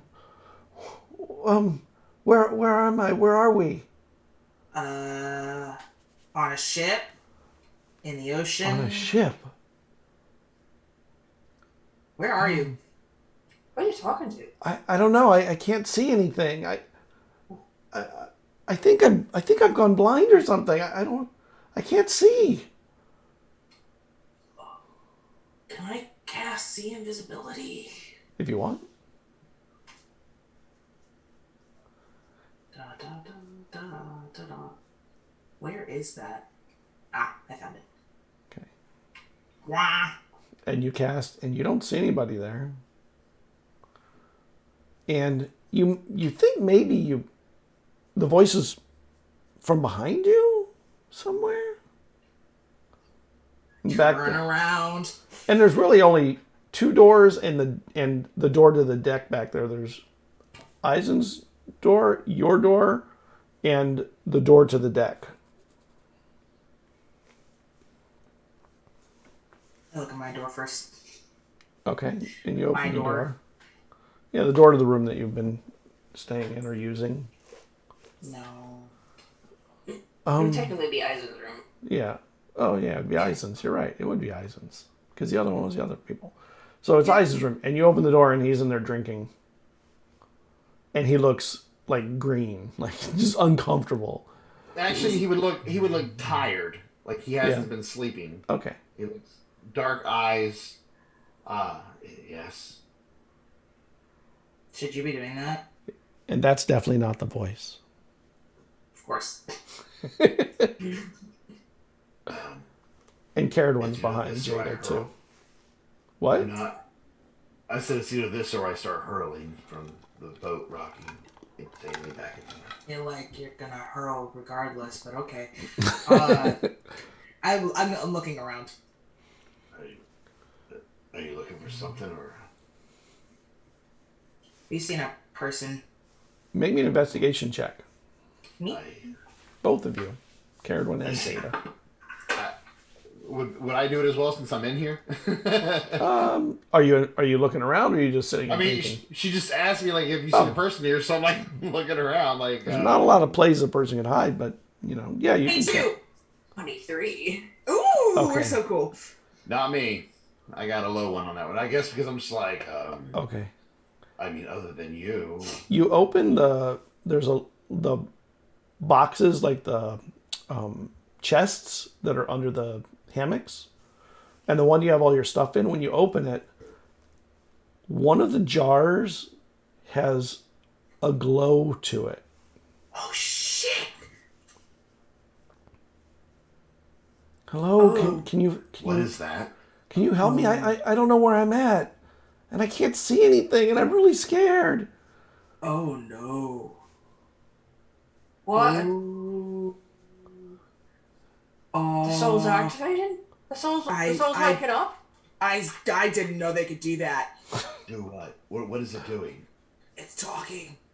It's talking. Can I reach into its mind and talk to it?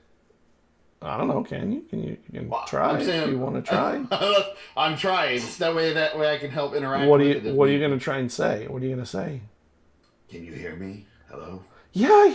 Oh my gosh, there's two of you. Oh my gosh. I just look at Jada. Can you help me? I don't know where I am and I can't see anything. I don't know what happened. I think I went blind when the witch. Am I still tree-like? Well, got good news and bad news. You're not a tree. And the wave, and the ship turns hard sideways again. Desus, you're out on the deck. What are you doing to help? You see Hipley's hanging onto a rope, almost like he's a flag on the rope. Yeah. I mean, naturally, Desus ties herself off because they don't want to go overboard. Yeah. But as a big wave starts coming in and we're going to kind of tip the ship over, she'll use a tidal wave from the other side to just balance it out. Okay. Cast tidal wave.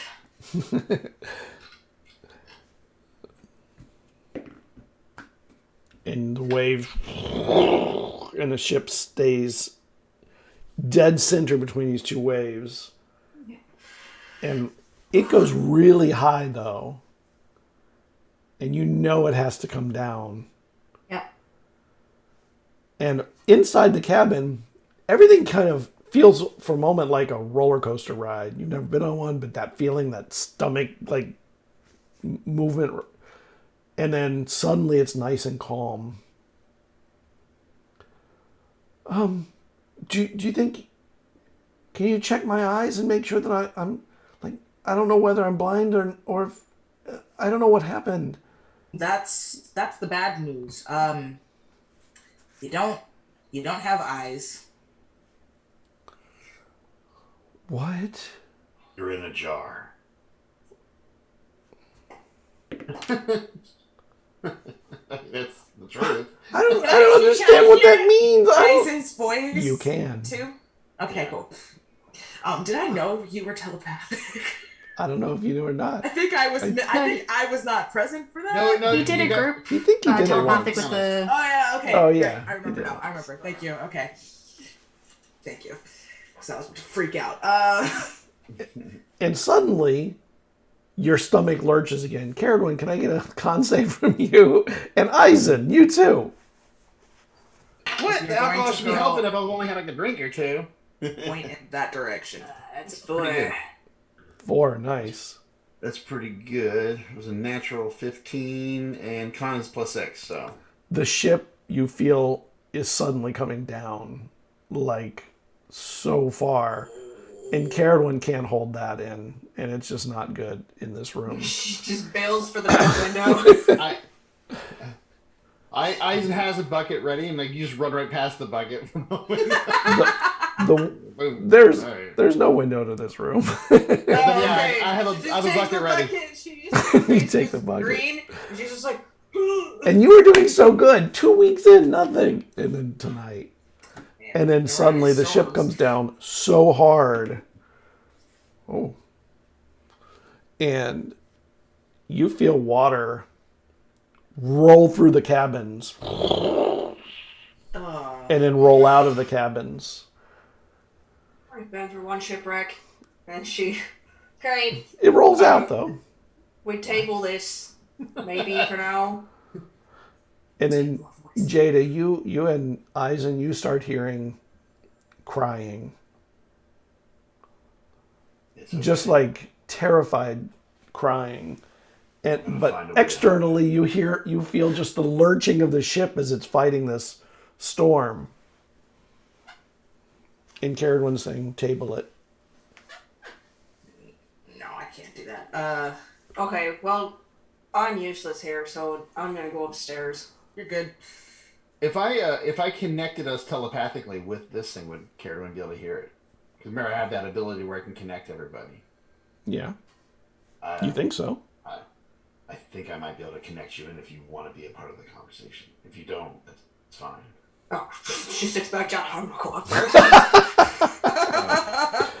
Then I will use my daily, once a daily thing to connect us with Yeah. this soul. Okay. So all of us can communicate with him. Hipley, you're hanging on for dear life. Mulla pulls you back. You're doing great. You're doing great. Love seeing somebody new really get into this. And she pats you on the back, and it feels like like a hammer to the back, but not in a bad way. Just like a big, strong hand. And Desus, your waves, you know that wave saved the ship, but for a moment, when it came down, it actually went under the water for a moment and then popped back out quickly. And the water rushed over and washed out. And there are sailors tied off. A couple of them are hanging off the sides of the ship. When All it right. pops back up. Cantrip, shape water to control 5 feet of water to start pulling them up onto the ship again. Okay, that's a good use of it. I love that spell. Such a good spell. So worth it, what it's for. And the first one you get up, and you can tell that they're spitting out water, and like it was one of those life before your eye moments for that person. Yeah. And they're so happy they're tied off, and they almost immediately react proper. They run over, start battening down the next sail and helping to hold it down. The other one is on the other side is still on the side trying to pull himself up. And the captain is up there. I see some light in the distance. I think we're almost out of this thing. We just got to keep staying steady. Pull up the drogue. Maybe a little bit of wind we can get under us and move out of this thing now. And Mulla says, I need some help pulling this up. Quickly shape water to get that last person up onto the deck that was struggling to get back up. Okay. And I immediately laser focus into where they need pulling. Hipley, what are you doing? I'd be there too. Yeah, I'd go like wherever the rope needs help pulling. That's where I'd go. When you start to let go of the flag, of the sail, it starts to pull you away. And you're like, and you realize you're the only one holding the sail at the moment. Can I keep pulling the sail? Can I get a strength save from you? Yeah, you can.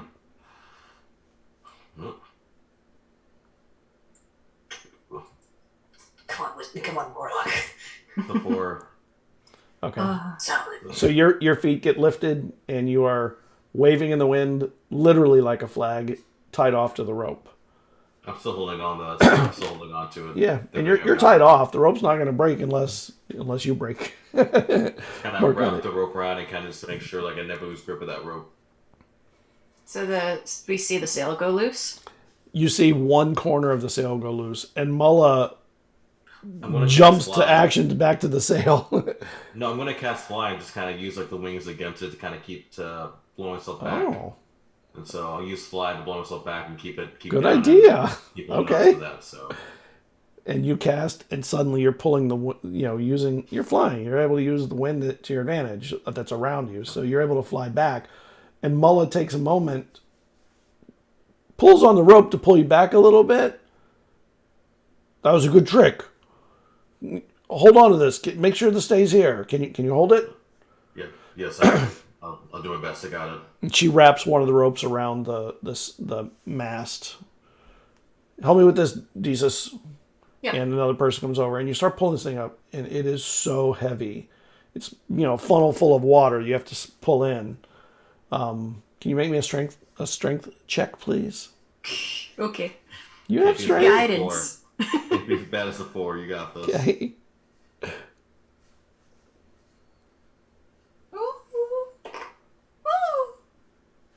Well, pretty good. 19. Oh my God. Yeah, you guys are rocking it. Mulla's looking at you going, you're so little. Just saying that while you're pulling this up. It's all adrenaline right now. I'm just like rapidly. I don't know what that is, but I'd like to have some of it. Is it like a tea? Or a liquor? Yes, if Hippo overhears it, feel like, yes, that's what it is exactly. And you guys, the two of you pull up the drogue, and this thing is super long. You're surprised how long it is. You know what a drogue is, but you've never actually seen one in use. Because the little ships you've been on, little boats and ships you've worked, they don't use this kind of stuff. Fishing boats and stuff, they just ride it out the hard way. And when you get it in, almost as soon as you pull it up, the sail fills where Hipley is, and the ship suddenly is moving forward at a much faster pace. And the sailors all hold on, and the wind catches it, and you all inside the ship feel the ship suddenly lurch forward hard and then start moving at a faster pace. And you get a pat on the back. This is a big, hard hammer pat. Oh. My gosh, you could all be sailors. I do have some experience. And I'm still watching the waves and winds to see for any issue. Yeah, you see you're heading to the light in the distance. So there's some time before you'll get there, and there's still a lot of rough waves between here and there. But at least you have wind powering you now. Inside, what are the three of you doing? I know you're connecting. I think Stressing. the first thing I would ask is what their name is. Trying to get them to calm down and just think about things that they do know. Well, I'm Iona. Oh no. Oh no. Yeah, wasn't Iona the daughter or something of that person? It was. Damn, you remembered that. The one. That's the benefit of good note taking. Oh, Iona. I've heard about you. Your dog was looking for you. Okay. Well, this is what's going on. You were taken to a different plane. I know I ascended, but Yeah, you ascended, and then your soul was put in a jar. I don't know what that means. But It means did I finally get out of hell? Because I think I was in hell first, in one of the hells, and then well, that existence you existed in is over. We could potentially release you into the ether of the unknown. I don't know what that means. I don't know what it means. Don't either. release me. I don't. No. Can you wake me up or something? Am I asleep or something? I don't know. Is this a dream? It's not a dream. You are stuck in a sleep state, and we're trying to wake up your body. I feel like I'm awake. Yeah, well, your body's not awake. That's why everything feels weird. We're talking to your brain, your head. They're using magic to talk to you. Is Solana there? She turned me into a tree or something, or she froze me and then tree covered me up. I don't know how that worked. Solana's not here, no. Does she know how to undo that so that I can get out of whatever this thing I'm in? I still feel frozen. Do you want to be a tree again? No, I want to walk and I want to see my father again. Okay. Is your father dead? Yes. Out of character, yes. It's a solemn nod. Well, just hang on. We're gonna help you as best we can, but none of us are really sure how to help you right now. When I was in the hell, I was able to talk to other people though, but nobody else seemed to be able to talk to me unless I was talking to them. I don't know what happened there. There were so many of us too. Can I pick out which jar this is? Yeah, it's the one that's glowing. Oh, The one that has a little glow to it. have it. Just Yeah. have it. I think Eizen will write a little note and stick it on the jar with her name on it. They should all have. They have. names It has a written. name They've on it. already been written. Oh, yeah, those- they've got okay. it written. Yeah, we labeled all of them. You were there, dude. Oh yeah, that's right. Have you heard from Gwel? I sift through the jars looking for the one titled Gwel. There is one. I look at it. Is she okay? I miss her so much. Yeah, she's doing fine. Thank God. Can she see me? And I've heard that in stories that you can be awakened by a kiss. Do you think that maybe she could kiss me again and wake me up from whatever this is? And you know that's how a lot of stupid fairy tales are. She's unavailable right now, but I'll ask her that. Out on the deck, the ship is catching a hard wind, but it's going against waves that are pushing it sideways, and the ship is rolling over them, and as you're moving, I have a question actually. Deece, is about your wave. Is it one wave or does it give you multiple waves? The spell I cast was tidal wave, so it's just one big wave that crashes out. Okay. So it'd be gone by now. Okay. So, as you're heading to get outside from under this stuff, you feel this huge wave, and the ship goes like this. You're like up on it, and the ship goes up the side of the wave until it's like that, and then it starts going a little more, and then the captain turns the ship to ride down the wave. And suddenly the ship is going crazy fast. Like insanely fast. Downwards towards the harder water. And you know that when it gets to the bottom, if he continues at an angle like she's doing, it's likely the ship's going to be underwater for a moment again, like it had been before. And everybody is starting to wrap ropes around themselves harder, and they can feel what's happening. What are you doing, Hippie? Could I cast slow on the ship? Oh, how big of a thing can you do? I mean, I gotta check. don't know. It probably can't work, but I don't know. I wanted to try. Let me see how big the slow will work I on. love this idea.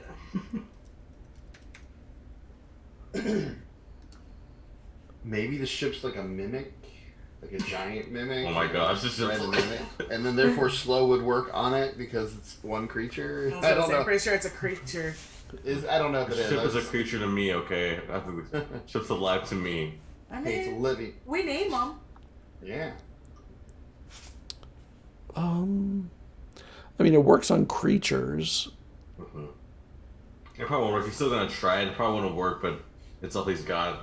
Well, like I said, Jada said we name ships. If ships have names, are they not Yeah. a creature? No, they're not. They're We not. tried. So go ahead, you cast, and I'm going to give the ship a save to see if it... To kill itself immediately? To be like, no. Those ships, inanimate objects can have saves to do It's things.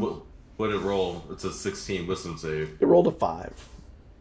Okay, well, it failed, so... Yep. So I'm going to let it happen. I think it's a cool idea. So the ship slows down. Cool. Down. Cool. You feel this thing, and you see, you see Hipley cast this spell that you've never seen him cast before, and suddenly the ship, instead of lurching forward, lurches back and slows up as it goes down the wave.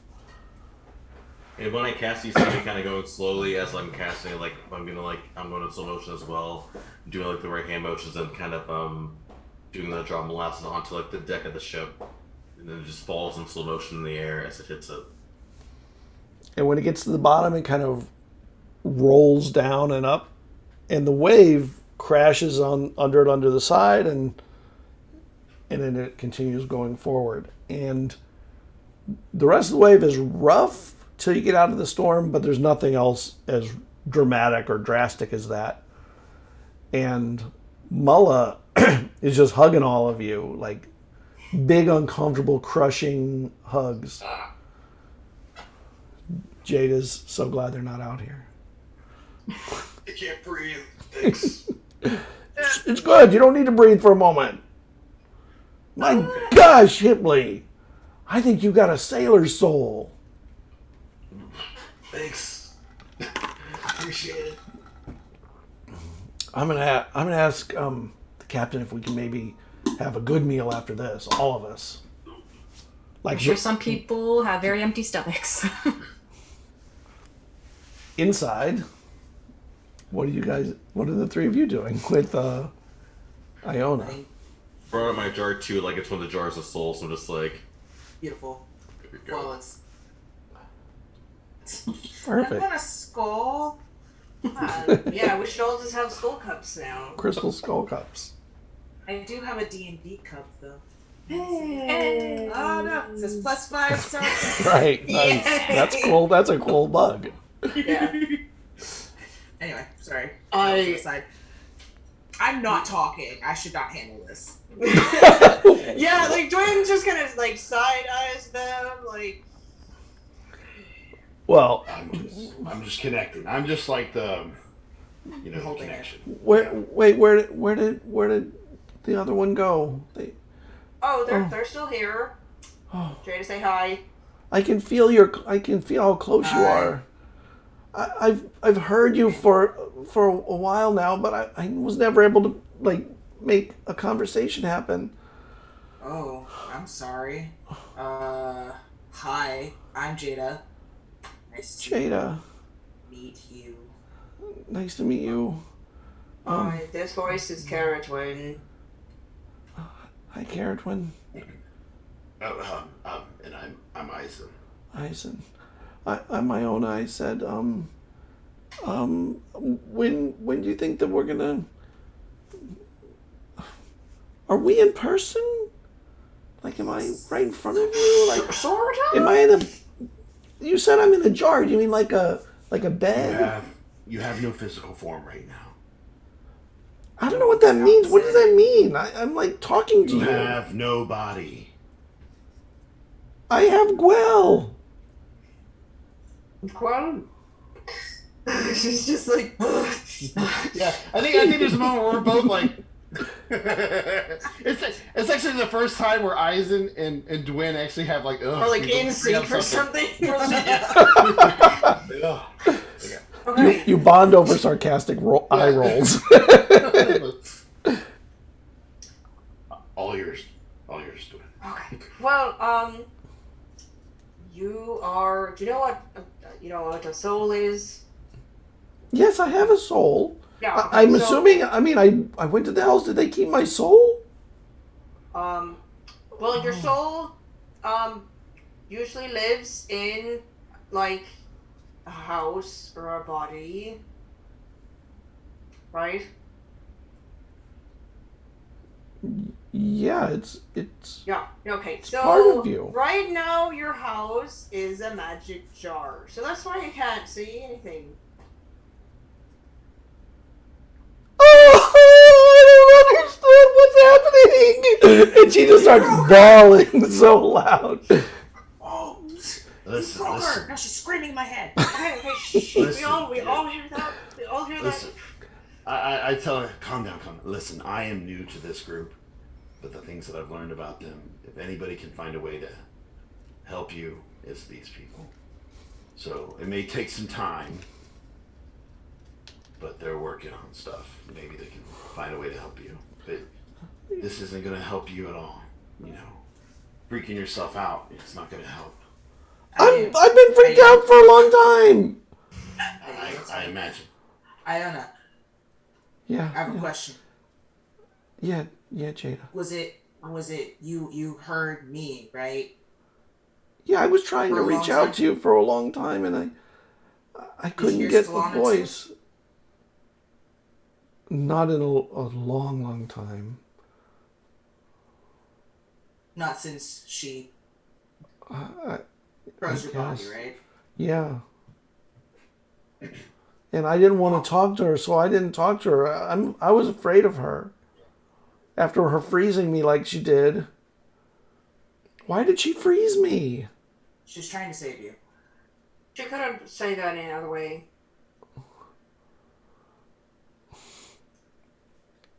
And really, I don't know much about magic and stuff, so I gotta admit, I don't really understand a lot of what you're saying, but I do feel that Yes. that you all will seem to be good people and will maybe help me wake up somehow. Yes. We're working on it. Mm-hmm. Definitely working on it.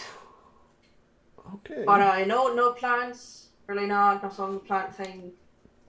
Okay. I'm so tired now. It takes a lot out of me to be able to do this, to use my telepathy like this. It really wears me out and tires me.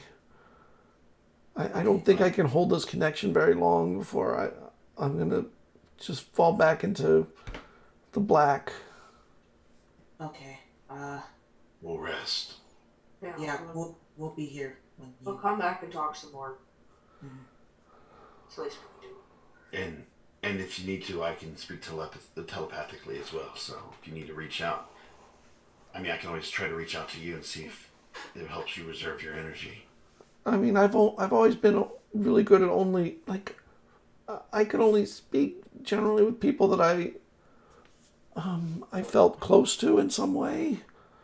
And Jada, I guess I somehow, even though you don't know me, I feel very close to you, and I don't know why. We've never had a conversation until recently. Until now. Yeah. Well, Jada has been carrying on with them this whole time. You've carried me, like, over your shoulders for all these years or something? How long has it been? It's been years? For you, yes. For me, about... It's been over 6 months. 6 months? Oh my gosh, your shoulder must be so tired carrying me around like that. No. Jada's really strong. And then she starts crying a little bit more gently, and it fades out, and you feel her weaken, and her voice is gone. When her voice weakens with my telepathy, does it still connect, or does she like disappear Nope. from mine as well? Disappears. So when she disappears, she's not in the connection anymore. It's just the three of us. So when she goes into the black, she's severed from the connection. We learned some things. We certainly did learn things. The souls are aware. Yeah, they're aware. That Are there? complicate things. Yeah, it kind of does. Are they all aware, or is she a unique case? I mean, we don't know for sure. They're kind of, well... Oh, I gotta let my cat they're out. Kind of asleep. Yeah. Well, she said if she reaches out to them, she can talk to them. Mm-hmm. So you're right, they are aware. Well, my question is, she said that she could talk to them when she was in that hellish place. So, does that mean, like, pre-jar life? Does the jar prevent her from talking to others? What if we put them in the one jar? We should talk to other souls. I think that's a bad idea. To mix souls. That seems dangerous. That's fair. Also, That's true. Well, my question is, Solana and I have been working on these souls for the last 6 months. Why is it only me? well, I think you create a bond with them. Just I was not being gonna say- around them. I was gonna say, Caretaker. I agree with Win on that. I mean, if you've been watching over them, it's only natural for them to feel your presence and be there, day in and day out, to connect to you. I suppose. Jada's worst nightmare. Yeah, I don't know how to tell you this. That is not, Jim. It's not reciprocated at all. So you're kind of like her adopted mother in a sense right now, right? Seeing you're uncomfortable, he says that and he just kind of chucks a little smile at you. I'm kidding. Yes, it's sarcasm. I can tell that you're uncomfortable in the situation. I was trying to poke light at the, I mean, this is insane. This is above my pay grade. Well, are the souls still? I mean, the souls were separated into about 7-8 parts. Yes. It's just, are they all still separated? Yeah. Mm-hmm. I mean, they're still in one jar, but there's like seven strands of the for each soul. Oh, okay, so there's 7 strands in each jar. Yeah. I thought they were like separate jars. I thought we all had like a bajillion like tiny jars. Are any of the other jars glowing the way hers was glowing when she was connected with us? Nope. Are all the strands lit up? No, and just one. Iona's just one strand's lit up. Okay. What color is it? I gotta go look. I was afraid you were gonna ask that. Conscience? Is it? It's the yellow one, probably. Or it's the sad part, the one that was crying.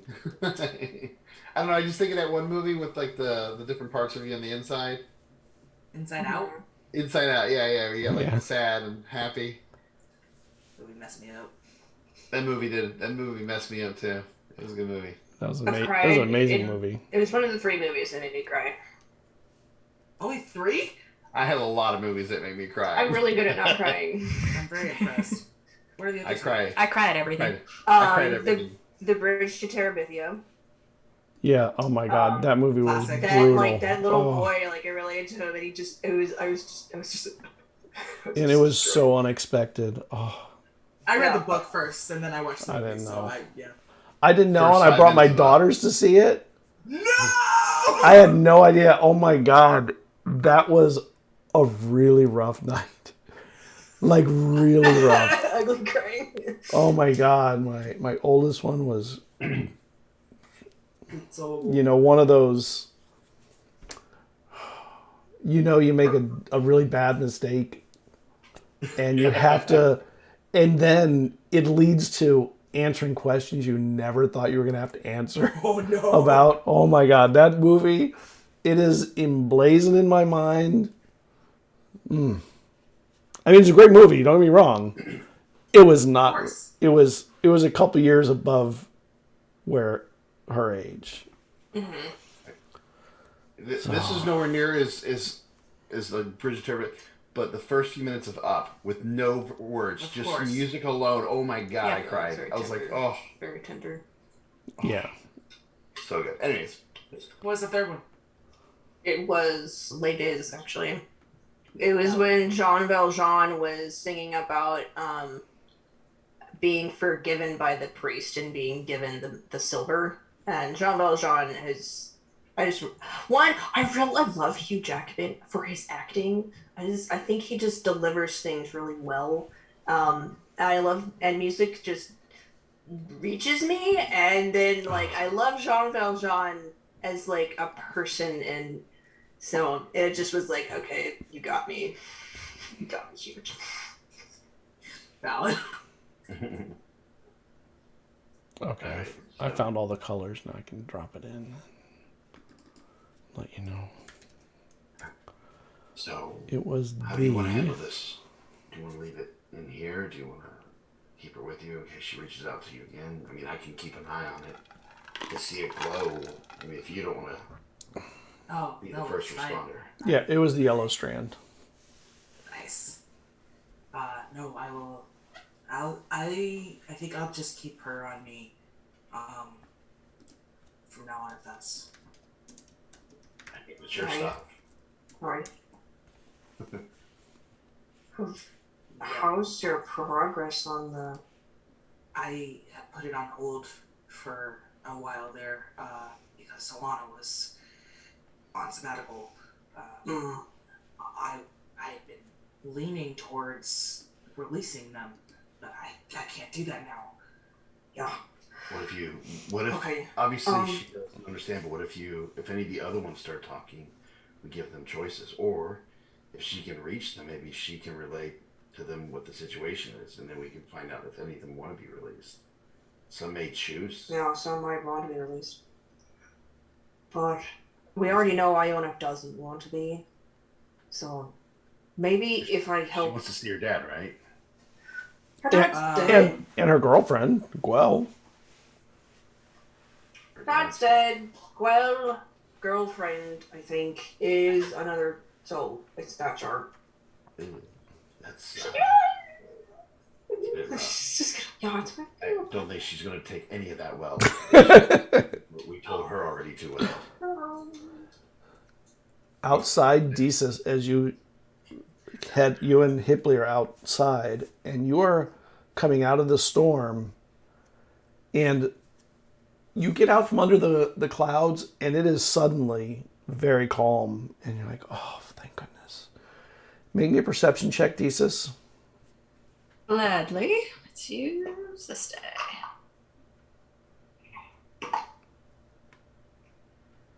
All right, that is 16.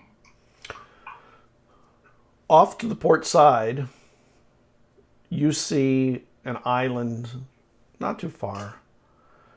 And as you're going, you realize it has two big stones that like rise up in the middle. And from the angle you're at, you realize that's the island you used to live on. Oh shit. I just kind of look around. And you see something like, you know how someone holds a mirror up and it catches the light? Even in the dark, you can catch like moonlight. And now that you're in the clear, you see a little flash of light from the top of one of the hills. Hipley, you're there too, and Mulla's there.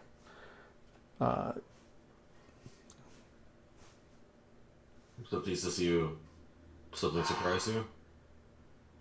We're going by the island that I grew up on. I point in the direction. I don't even know if my little hut would still be there. It's been years with all the plane jumping. And you hear from behind you, "You're from Malila?" I suppose I am. You're a fisher. Yeah, in my blood. That makes sense, right, Mulla? That makes sense. Do you still have family there? No, we all left. And you see the flash of light again. But, it's curious. There's somebody there when I don't really can think of anyone unless they took over after I left. Well, there was a village there. I assume somebody's there. Yeah, there's a village. Do you want to stop by there, Jesus? You don't have to. I mean, you don't have to. On a timeline, so. But who cares about the timeline, though? Honestly, I mean, you gotta do what we you do need need to to do for you. We do need to stop and check the ship. Make sure it's, maintaining its integrity. All right, I guess we I'm just stop saying. and check the ship. I'm just saying, do it if you want to. I'm not saying you have. I'm just saying, but don't worry about some other. All we have is right now. So if you're worried about do this or that tomorrow. I mean, all we have is the present moment. So if you want to do it, I'm just saying, do it. But if not, you don't have to. Nothing's holding you back. Nothing's forcing you to go there. So whatever you choose, I got your back on. That's what I'm trying to say, I guess. Right. They have a dock. Maybe we can get the ship checked before we head out. Yeah, they do have a dock. Not much of a dock, but it is a dock. Oh. Better than no dock, then, right? It is better than no dock. Yeah. We can dock and check over the ship, but Inside really you can't feel linger. Do you inside want you feel to? the ship the three of you feel the ship is suddenly much calmer.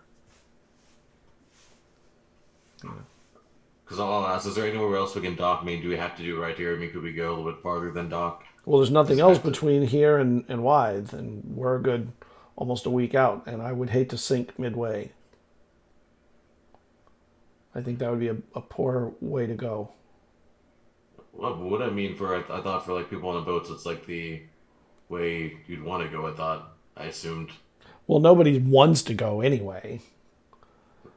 But if we can check Sure. it and make sure that there's no holes in the hull and we can patch it up if there are. I mean, we went under the water twice. Yeah, the waves are pretty bad. Yeah. And I'm still wet and that damp. worries me about my ship. I'll go and see if anything has to be scooped out. But do as you will, Captain. I start making my way below deck to make sure there's no water. Okay.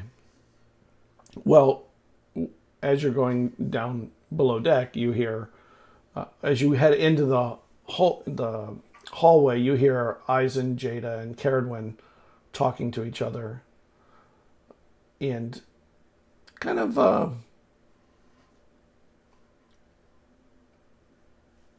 don't know, it seems like an odd conversation. Just the end of where they were talking about. Yeah, it's probably a little muffled. Yeah. I guess I'll just call it like, we're going to be docking soon, as I make my way past the door. Okay. I open the door. Jay says you might want to come in for a minute. Okay. Where's Hipley?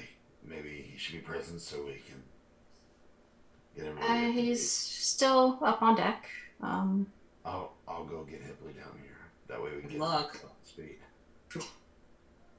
And I'll go up and I'll be like, Slow Hipley, down. Hipley. The others need to talk to you about something very important. If you can come down for a minute. I might be down in a second. I mean, or you guys just come up and tell me, so... No. It's a private conversation. And highly important. Please come down. I'll think about it. And I'll say in your head, no, seriously, it's very important. Come down. I mean, as important as everything else that's going on right now, I mean, I can't believe... Yes, So, yes, it is. It's then very important. Then I'm sure it'll reach me The eventually. jars are talking to us.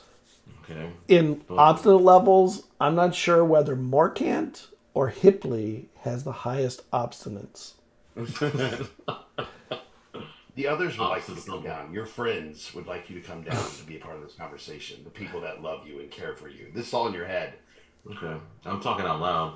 That's I'm fine. talking out loud. So, like, It's like, because you look like a crazy person, because I'm all in your head. You're like, argue me out loud. And I just turn and, well, whatever. If you don't care, you don't care. believe whatever you want, but I'm sure, like I said, news will reach you eventually. It's not a big And ship. then I turn to you and I go, actions speak louder than words. And then They do. They do. As soon as Eizen gets back in, Jada's just kind of like, Yeah. let me guess. And walk on down. He'll be down in a minute. He's not coming. Apparently there's more important things going on up there, but I did tell him in his head that the jars are talking to us, which he didn't seem to care about. So I was just up there. They got everything handled. I mean, I'm... Wait, what did you just say? The jars, Oh. the jars are talking to us. Yeah, I just pull up like the jar that's glowing. It's not glowing any longer. This was glowing, and Iona, the soul in it, was talking to Jada through telepathy. And then Eizen connected all of us, and we're having a nice conversation where she really freaked out. But she's becoming sentient again. I don't know what that means. I don't know mean, either. all, Why I don't now? know. all souls kind of have a sentience. They're just in a body usually to speak. Well, yeah, but usually they're more less gray. But it's just like it turned yellow, and I think that's significant. I think the souls are kind of coming back. Maybe it's time. Maybe it's being with Yeah. someone. I mean, Solana told us that the souls would come back over time while we were still on the in the Shadowfell, so maybe they're finally getting all that strength that they were missing. Yeah. It also means we now have at least one sentient person who's gonna be jar body. She wasn't happy. She was really very unhappy about it. So that's just another thing that's happening. Is that what we're calling it? A jar body? I just want to be clear, because that's a very unique term. A soul jar. I mean, I kind of like the soul body, because the jar body, because, I mean, it's kind of, right now, it's her body, it's holding her form. But it was a unique term. Didn't know if that, again, above my pay grade, I'm just trying to make sure I understand certain things. Well, I mean, if you want a technical term, it's called soul jar, but Well, Let's just call it soldier. at least now we can get their input on what they want to do, as opposed to us deciding what to do with them. Yeah. Well, she wants a body, which we can't provide. I don't Yeah, that's where we have to be. Would you understand there's no your body going back to? But what if we get like a little stuffed animal or something? And I don't know. Not subjugating someone to that. I mean, we asked first. We said we can't get your original body back. I What? promise you, no one wants that. It's not any better than a soul chart. She might be better. Yeah, she was really not interested in being a tree. I mean, I'm this close to trying corpses, personally. Just like this close. But I can see that going really sideways really fast. Yeah, I don't. Out of character, Scott, what is the world's view on necromancy? like how would this... I mean, hey, some people like see certain like between life and death. I don't think you know what that is. I didn't know. Yeah, see, I don't even know if that's like a You thing. don't even know what that is. Okay. I have been tossing around the idea of possibly finding out a way to make more bodies like me, people like me. It is incredibly complicated, and I am incredibly unsmart. But I know my own body fairly well, and I think that with help, I might be able to finagle something. But it's just an idea. I think it's a good idea. Yeah, I can. we're going to wife. There was that couple, the Forge couple that we went to for magic weapons. Oh, yeah, those two ladies. I don't know, maybe through that. Yeah. Yeah, and maybe through that book they might be able to figure out a way to construct something. That is a possibility. I mean, I'm more inclined now, if we can't put them in a tree, we can't put them in a stuffed animal, we probably can't put them in dead bodies. I don't know how else to save them. I'm in agreement. It seems like more of a spiritual therapy guidance talk through the grief of not having a body. I'm not equipped for that. Me either. Don't think anybody really is equipped for I don't that. think any of us are really equipped for that. Hey, you don't have a body, and I'm specialized in... No, I don't think... that's a very unique situation. All I can think of is, hey, do you believe in a god? Cool, do you want to go to them? And then that sounds really bad in that way. I mean, I don't even know if Iona would understand a lot of that stuff, because we tried to explain that she didn't have a body, and it took a lot of explaining just to get her to understand that. Yeah, she didn't. Well, It was kind of annoying, honestly.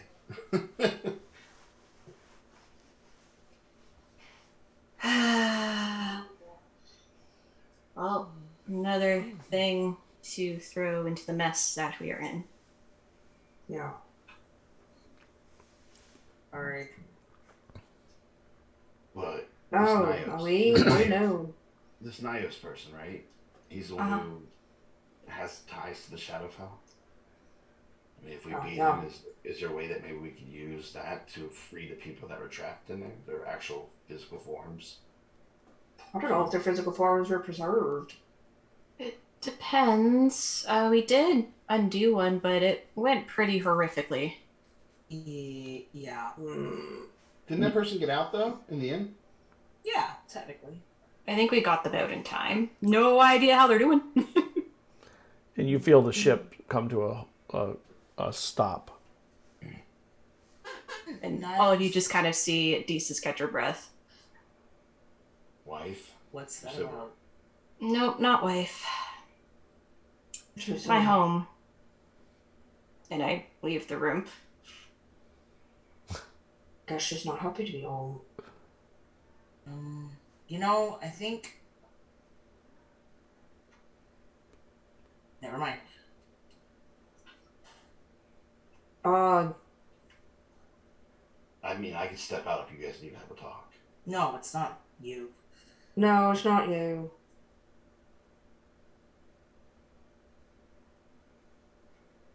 Well, I do want to talk to Jada about a few things. Say no more.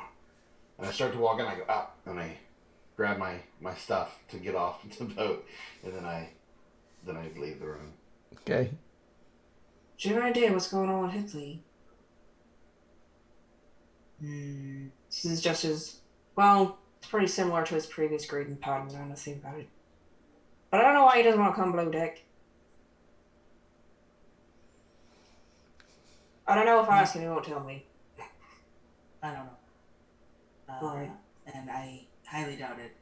He's incredibly stubborn, and he incredibly rarely tells the truth. He may or may not come to us. He hasn't come to me.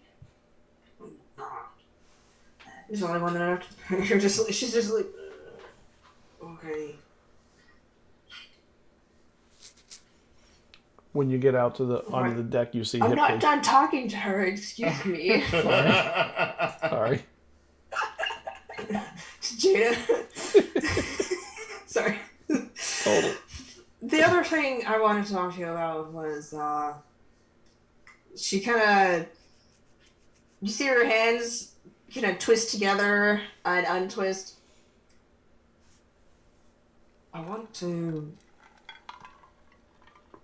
I think I can bring both of them back. I think we can do it. Okay, because we know that souls just go somewhere else when they're separated. All we gotta do is find it. We can use the dream world to find Zealzaddy, call them back. If we can figure out this book and how we bind souls to new things, then we could just rebind him to his body. I haven't told anyone about it because it just sounds sacrilegious and crazy. That does seem... I don't know if sacrilegious is the word I would use. It seems like a feat. It does seem plausible when you look at it from a logical standpoint. We do know, theoretically, how one would bind a soul to a body. I suppose it would work, yes. You still have Resin's body. Yes. We've had Marquand keep it preserved. I told him to keep doing it.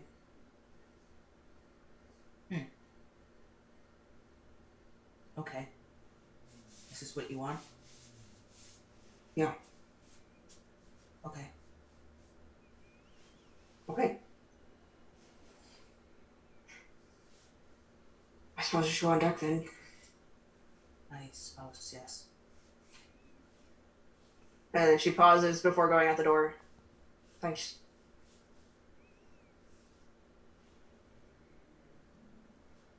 I felt more comfortable coming to you than anyone else. I don't know why, but you're welcome. She just kind of nods. She's just like, yeah. Well, I'm gonna head up. Okay. I will secure the rest of the soul jars, but I will keep Iona on my person. Okay. So. Deez is tired to my belt. Okay.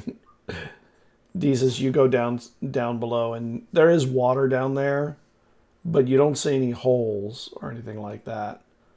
Maybe the water had poured in when it went underwater or something, and it'll have to be taken out.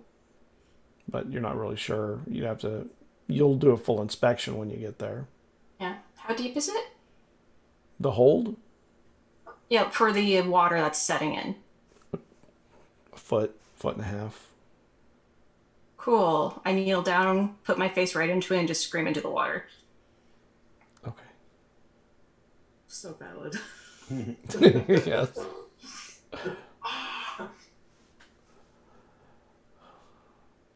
And then... And nobody hears you. Perfect.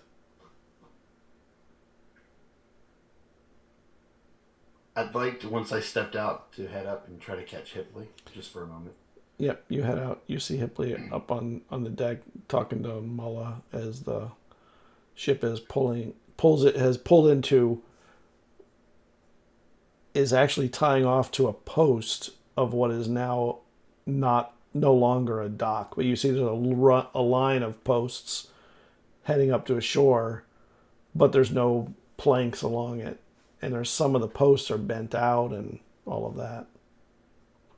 And I'll walk over to you, and I'll look at you, and then I'll say in your mind, because I'm not sure if you want me to say this stuff out loud. I'll say, do you want to speak privately, or do you care if the others hear? Don't care. They can hear. That doesn't matter. Then I'll say out loud, sorry for earlier. Stop. It's fine. I'm mad. As I was telling your friends, I'm a little stressed out. This is above anything I've ever dealt with. I don't know what you or any of them are really dealing with right now, but I do know each of you are hurting deeply. I can tell. None of you seem to be acting the way the others know them to be acting in the past.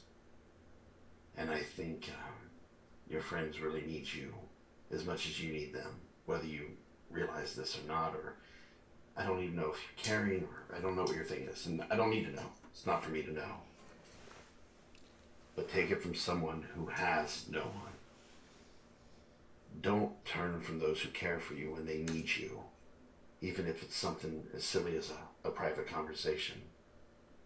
Because you never know what's going to come next. And you get a big pat on your back, Eizen, like a gentle hammer. That's a good friend there. That's a good point he's got there. And you see the captain start, come on, leave them alone. And yanks at her pants and pulls her away from you guys. And as I said, it's not my place to tell you what to do. I'm not going to tell you what to do. But personally, I do think you should try to talk to them when you're ready, because they're concerned about you. It's clear. And you are in pain. I don't know what is the pain, or what's causing it, but you are. I can tell by your expression. I know this face. I've had it many times. I don't care. I don't need anything. I'm good on my own. I never said that. I never said any of that. But thank you for the words. I appreciate the conversation, and I get it. I appreciate it. I do. I really do. Like I said, they know where I am. I'm not hiding. I'm up here. Like, I'm not hidden. I'm not. When they talk to me, I don't ignore them. I talk to them just fine. And it's like if they need to talk to me, then I haven't. But they asked you to talk to them, and you refuse to come talk to them. You want them to come to you. I mean, it's got to be a give and take. True. Okay. I want to be up here. I don't want to go down there. I mean, I think it's fine. Like I said. That's fine. I just think you should talk to them if you get a chance. They're worried about you. Like I said, I do appreciate you saying this. You know, I definitely, and like I said, I get it, I understand. So, yeah. If I overstep, I'm not great with people, so. I can kind of tell why, but I mean, yeah. Weird island though. Weird. All these poles. You said we're docked, right, Scott? And the poles are all kind of bent. You're docked. It looks like there was a dock here at one point, but all that's left are the anchor pole, the wooden anchors stuck in the along here, and all the planks of the dock are gone. There's no dock. There's no dock anymore. There's just the posts that made up the anchors of the dock, heading up to. Has it been a long rest since like the night or no? Because we've been up like the whole time. You've been up Or all has, night like- fighting the storm. All right, I was gonna do something. Never mind. Oh, I agree with you. It's a weird dock. I mean, I haven't seen too many, but this is the first I've seen like this. I was gonna say, do you want to fly and find out, but I'm a little too tired to do any of that. So, I mean, I'm gonna go in and see what I can find. Are you coming? You're gonna wait for the others? no, I'll wait for the others, but I will be here though. So, then count on that at least. So are you planning on swimming to the? No, I figured they're bringing like wasn't. rowboats. Oh, Yeah, man. they'll drop a Wasn't- tender at some point. They're not ready for that yet. Oh, okay. How close is it? I wasn't thinking until you said that, Scott. But how close is it? It's at the end of a pretty long dock that was meant to allow one ship at a time to dock. So, you're probably talking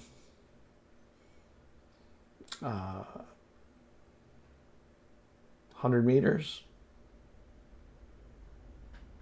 Who's gonna look back at the ship? Let's look at the water. He's gonna jump. He's gonna swim for it. He's gonna swim for it. He's going for it. I'm gonna wait for the others. I will be here. I wasn't thinking until Scott said like you were gonna swim for it. I was like, I don't know. Like it just, I don't know. It feels like, especially with the water breathing and yeah.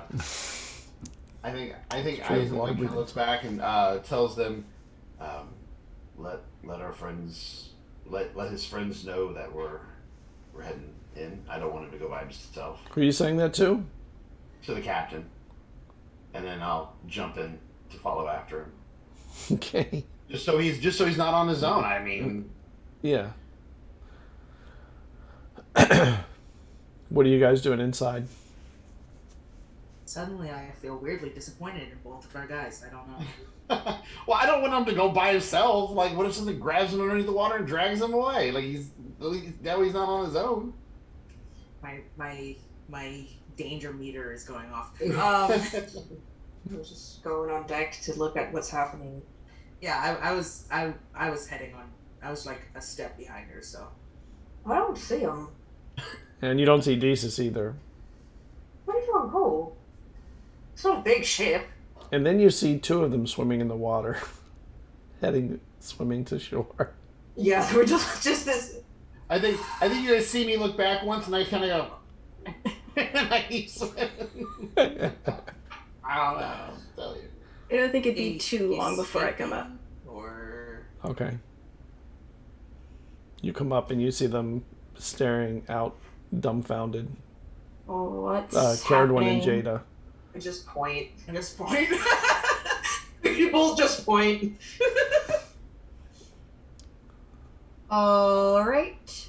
Cool. And Kirla comes over and goes, I don't know what happened to the dock, but there's no dock here anymore. We'll It's we'll been lower a some tender. time.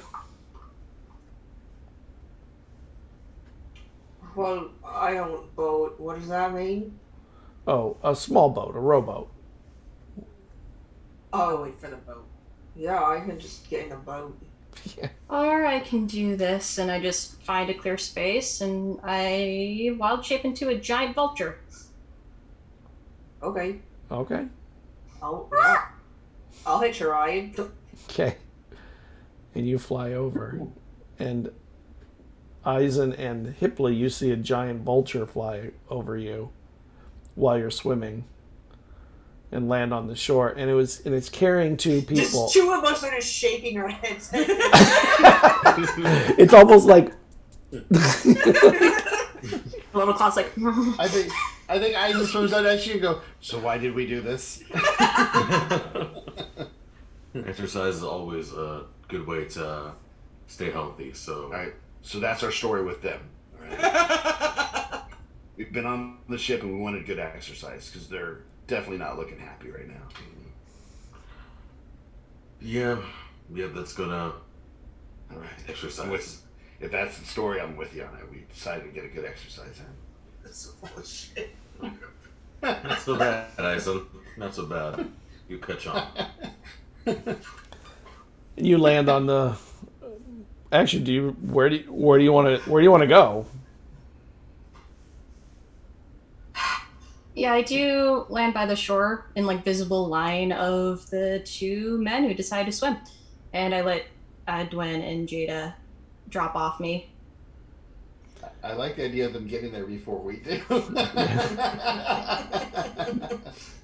Gonna swim to like. I had a head start too. swim Yeah, to, like, you the can just opposite. wait on the shore. The island looks, or the community looks abandoned. The town, it's empty. Most of it looks destroyed. There's some structure remaining, like posts and stuff, but walls of the few buildings that were there are gone. A lot of the floors are just filled with sand at this point from whatever happened. There's debris spread out all across the island that you can see. I mean, the island's not big. You can see just stuff sprayed everywhere. It looks like a disaster happened here. I don't think anyone's home. Yeah, I drop my wild shape. There used to at least be a community here. How long I guess. ago? At least when I left, so after plane jumping, it might be 3 or 4 years now. Yeah, it was never a big community, but there was a community here. It was a fishing village, enough for a couple of boats. I'll go to a house nearby and look inside. Well, it's easy to look inside since there are no walls. There are just, structural posts on the outside. Some bricks are remaining, or not bricks, stones are remaining on some of the floor, but some of them are not there. Does it look like this place was attacked or like it was just abandoned? Is there like signs of like fighting? Well, you haven't arrived yet. You're still swimming. Oh, I thought by this time we'd all gotten there. So sorry. Oh, are they waiting? Are you waiting for them to get there? On the No, shore. they're done. Yeah. Oh, I thought she said they were waiting in the sand. She said she landed on the beach. So I thought you guys were. I misunderstood then. Dwayne wants to walk. He wants to be on ground. I guess for Desis, does it looks like this was done like by weather, like natural disaster stuff, looks like like bad storms? It looks like a storm rolled over the whole island. Yeah, it wouldn't take much for a storm to take this out if no one can batten down the hatches. Oh. Right.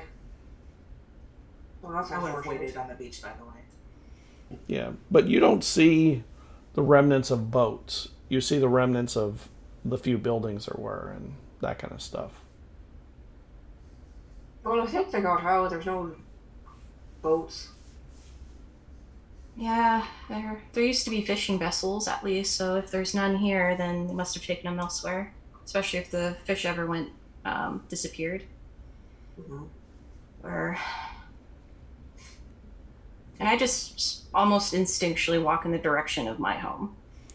And as you walk that direction, you realize there's now a small lake where there didn't used to be much. There was puddles, but it's been inundated with water in a way that has created a bit of a lake in that area. Not a deep lake. And you see sticking out of it in a couple places, posts from a few of the buildings and stuff like that, but not a whole lot there. Make me a perception check. Okay, let's do the Desis metal die. Yay, Desis metal die. 21. You a flash of light catches your eye from up above, from on the hilltop. Oh, I'm with Jesus. I'm Okay. with her. Okay. You don't see it, Cerridwen. You don't see a flash. I'm looking at the lake. Yep. What was the light? Eizen and Hipley arrive on shore. What are you doing, Jada? Where are you at, Jada? That was a good Waiting workout. for him. Okay. That was a good workout. I was waiting for him. Being stuck on that ship for so long, it was a great workout. Good idea, Blake. Side checking. Eyebrow raise. Deception. It was a great. Which I'm good at. I'm giving the help action too. Oh, right. Sweet. Oh, yeah, that was great. Are you making it with advantage? Yeah, natural 17 plus No, you're 5. not. Plus 5. Okay. Then it'd be 11 plus 5, so 16 total. Alright, let's see what I got. Beautiful. 15 plus 6. 21? 21. He's trying to lie. You can tell he's like trying. I would say you could probably tell like there's more to the story for sure. And definitely lying. I just kind of can't raise an eyebrow. Okay. Well, Like give the it slow a shot. blink. Tilt your head. Blink. Tilt your Yeah, head. sure. I don't know. I'm just crossing Yeah. my arms over my chest. Unimpressed. What were you That's saying? fine. What were you saying, Desus? I kind of make a comment about the lake. Oh, there's something? Look over. Yeah, you don't see anything. I don't see anything. Cool. Nice weird day of everyone seeing something and not everyone seeing something. Those are words. But I followed him. Where was it coming from? Point in the direction. Well, Up on the top of the hill. if we learned anything, we should go look there. Okay. Should we wait for anyone else? I guess they can catch up. Yeah, we should probably wait in case there's something dangerous and murderous up there. That's true. You kind of wave them down. And Dees is just staring off into the water where her house was, but no one knows that yet. And now that I'm walking through, I am looking to see if there's any signs of, burn marks. No. Anything. Okay. It looks like it was hit by a tidal wave or something.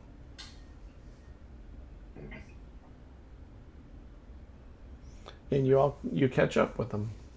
You're all there. Okay, well, do you sister want to enlighten them? I get it. It's a pun. Sorry. Yeah, we're going to check out something because I can apparently see light, but no one else can. But welcome to my island and welcome to my home. And I gesture to the posts in the water. Oh, Very lovely. Sorry. yeah. Honestly, I somehow expected this. I just kind of somberly start walking the direction of the light. You don't have to if you don't want to. I'm just saying. You don't have to go check if you don't want to. Yeah, if you want to. I can only see it for a reason, so Alright, well, we're with you. At least I am. I mean, it's not a particularly hard climb to get to the top of the hill. It's sloped. It's a little bit high, but it's sloped pretty well. And when you get to the top, you see a stick with a shell on it. It looks kind of like this. Change the map to. I will connect us. I'll use one of my sonic energy points to connect all of us. Okay. So that way we're connected if something like splits us up or something like that. Okay. Okay. Swirly shell on a stick. Cool. Yeah, it's a shell on a stick. It has have you ever seen abalone shells? Like it has that shininess to it. And when the light hits it from certain angles from the sun or the moon or something, you see it flash.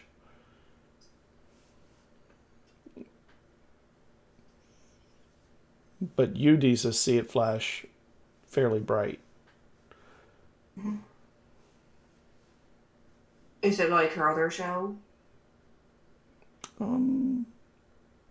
It's not the same kind of shell.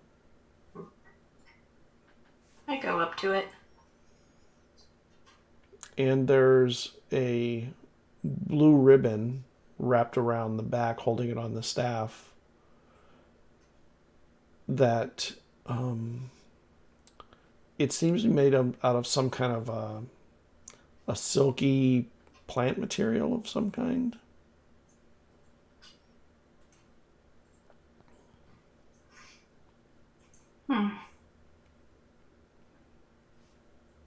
And do I understand what something like this would symbolize? No. You've never seen it. It wasn't here before.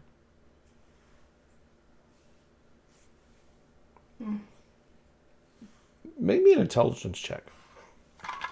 Oh, joy. Let's use this one.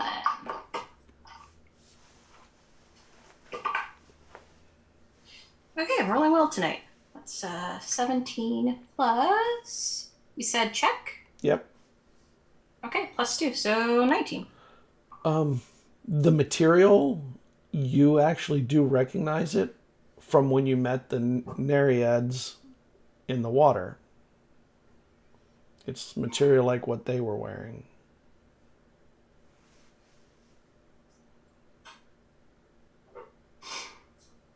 Everyone just kind of sees Desus look off into the sea for a second from their vantage point, kind of fiddling with the ribbon in her hand. What do you see? It's not what I see. This ribbon was on the Nereids we met.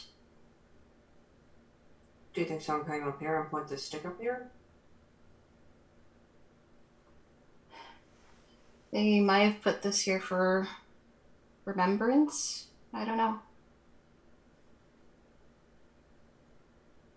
Well, aren't you a legend amongst them? Supposedly. I just touch it. It's just like looking at the shell. Should probably touch it. Okay. I touched the shell. And runes along the side of the shell appear.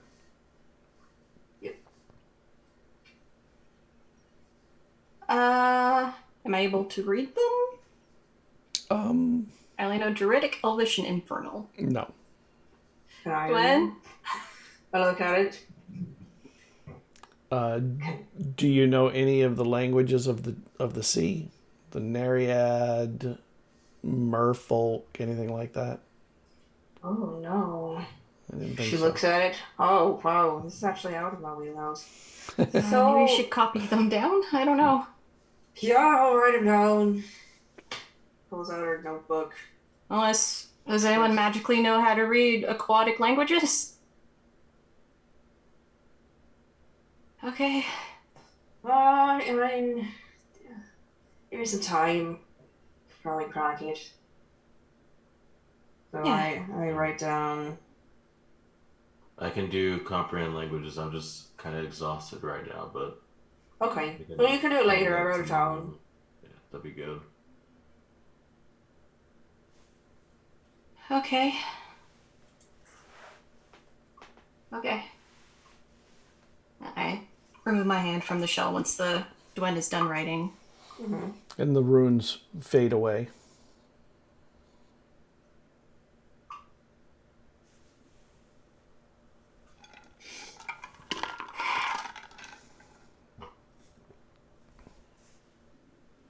That's frustrating. Well, actually, I do have Eyes of the Runekeeper. Would that make? Could I read it with that? I forgot. Yes. Yeah. Okay. I can. I lied. I can read it. Oh. I lied.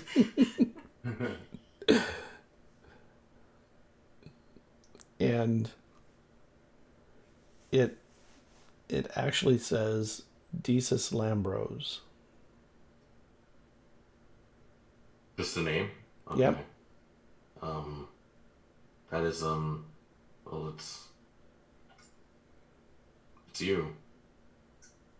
It's Desus Lambros. That's what that says. The Nereids left it for you. Searching for me, or do they think I'm dead? I was Maybe. gonna say, how often do you get to see your own twig twice? Well, I mean, what if your mother got word of you? You guys have said that you met them before. What if she came here and found this? Maybe she assumed you died in the storm. Maybe she came here looking for you.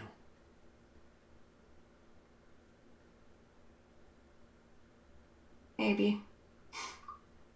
I mean, the only way to really know is going to be to talk to them. I mean, we can make all the conjecture we want, but the only way to really know is going to be just if we find them to ask them, I guess.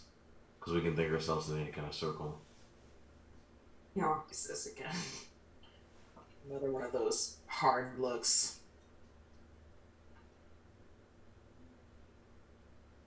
Well, are we gonna hang out here, or do we want to go back down?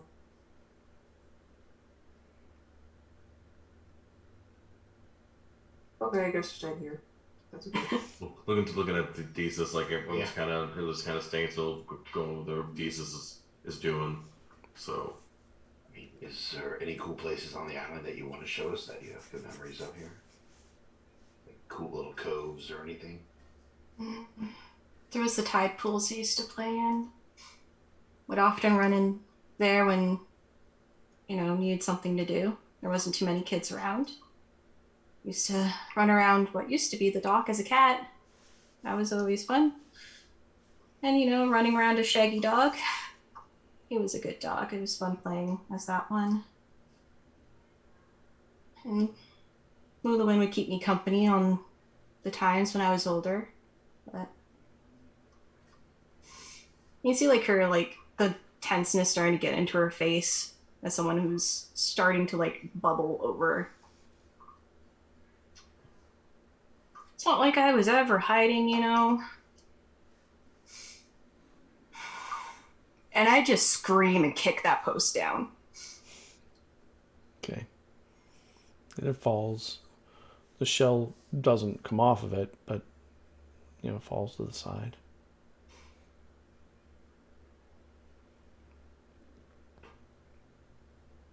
+20 years. And what, it takes just random chance of running into another Nereid on the open sea. And then they come to an island knowing I'm traveling and they think I'm dead. Great. Just great. I'm not saying that is. It's just a theory. I'm sorry. It's just like, let's let her have this moment. I don't want to be.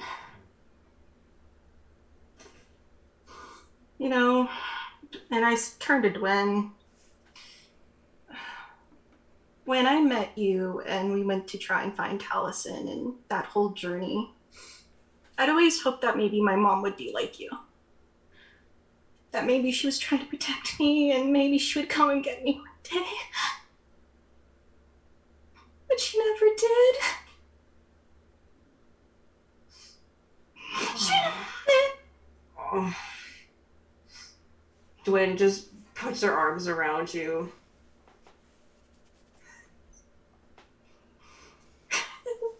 Then I find out my dad never told me the truth about anything, and it feels like I've been stripped of everything.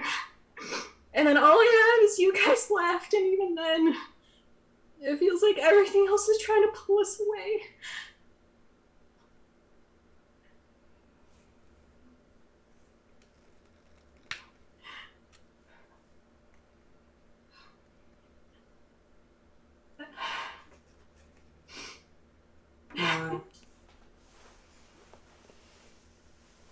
I haven't been the most present, have I? None of us have.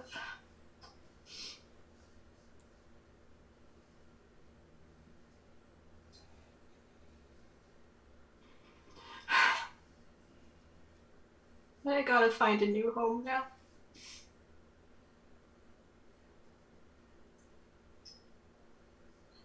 He says you'll always have a home with me. I go and hug Dwen, and you can just feel me trembling, tremendously. Yeah, It's probably the smallest you ever felt her collapse into you. Let it all out, lads. Out.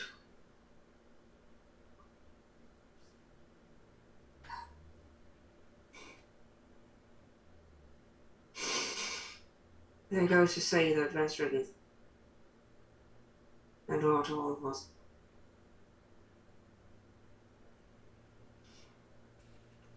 I've been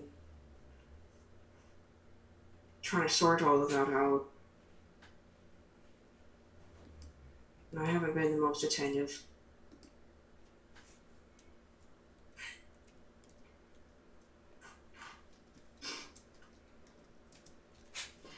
But you guys mean the world to me.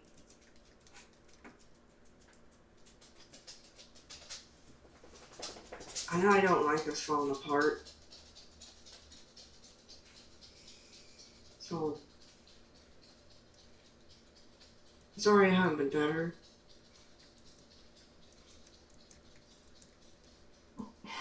You don't need to apologize. I've been holding it all back from you all too. We've all been holding back from each other. No matter what we say. Well, I talked to Jada about it already. But I'm gonna try to bring this back. I think we could do it. I think we have the soul calipers, we have the book that binds souls to bodies, we have Vesrin's body preserved, we have the dreamscape to find Vesrin's soul wherever it is.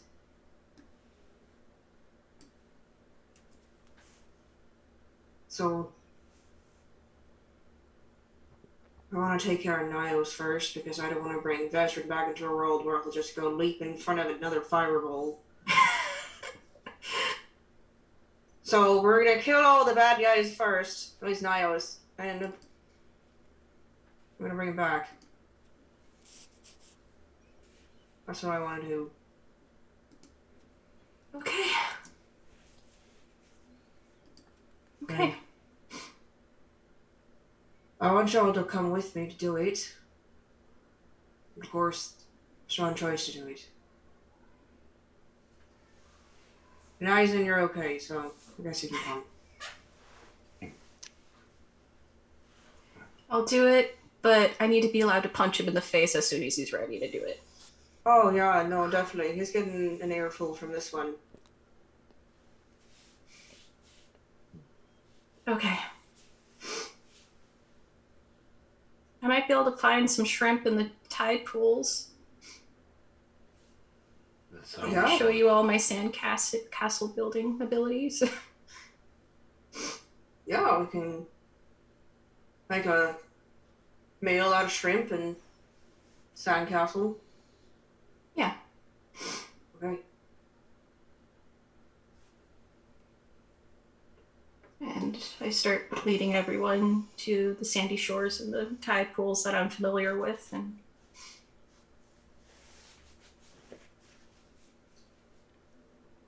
So you're all heading Yeah. down from the top of the hill?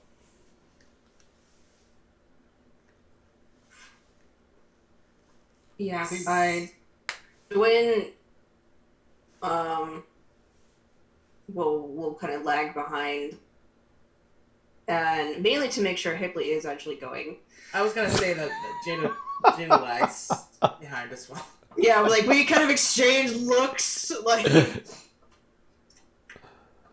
I think it's funny because I was a little bit lagging too, but not because of that. But And I'll she waits for Desus to like turn the corner, and then she picks up the stick and like just if there's like she'll like lean it against a tree instead of the ground because she knows how complicated it is to be a mom and how it feels to be judged for being a bad one. Make me a perception check.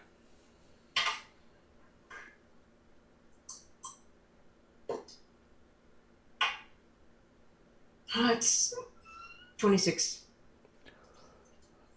You hear some kind of music. Real quiet. Barely there, but definitely music. Singing. Do I know where it's coming from?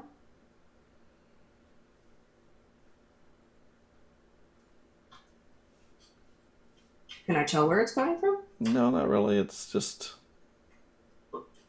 near you. You hear it. Hello?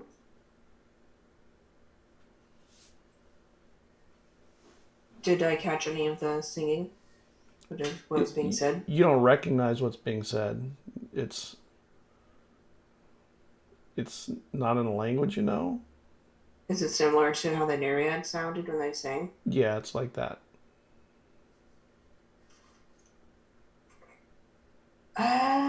Just dot all my T's. Eyes. I'll take out my sword and use True Sight. Just to make sure I'm not missing anything. Oh, hold on.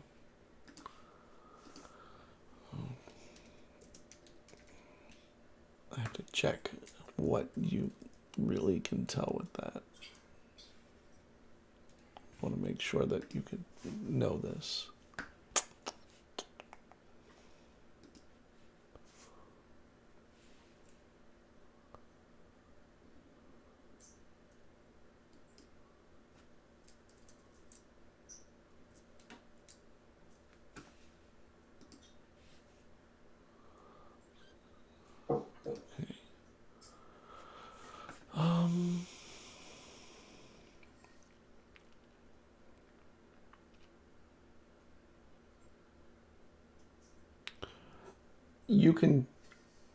You can tell the direction of the singing, and you can tell it's coming from seemingly the opening of the shell on the staff.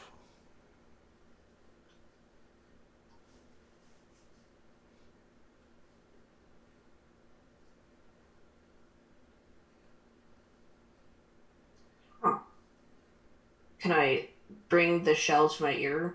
Yeah, and you hear clearly a beautiful song being sung with the sound of the ocean. You know how when you listen to a shell, you can hear like the sound? You actually hear the ocean rolling behind it with the singing above it.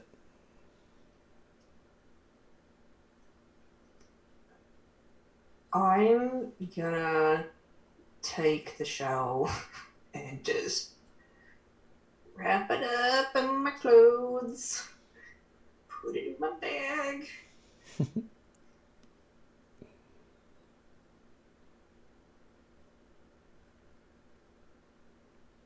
And I go and join the others. I have the ribbon too. Okay. And the stick's just a stick, right? It's just a stick, It's not a like stick. a magic stick. Okay. Yeah.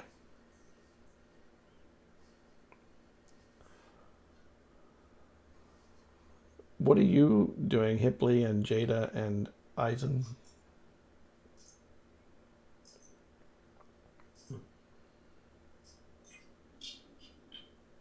Here's been on you, Hipley.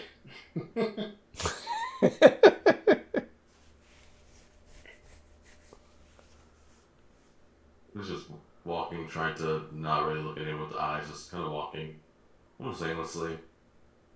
Like he knows, kind of rolls his eyes. He knows, like that. You can feel like people kind of hovering. But, There is some hovering.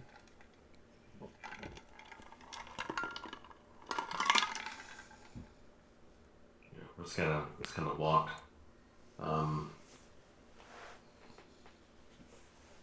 They don't say in a language I don't think they know out loud. Just like looks with them. They say some just a sound more about parents, like how hard is it to love your damn kids? In a language that they probably don't know. Just keep walking.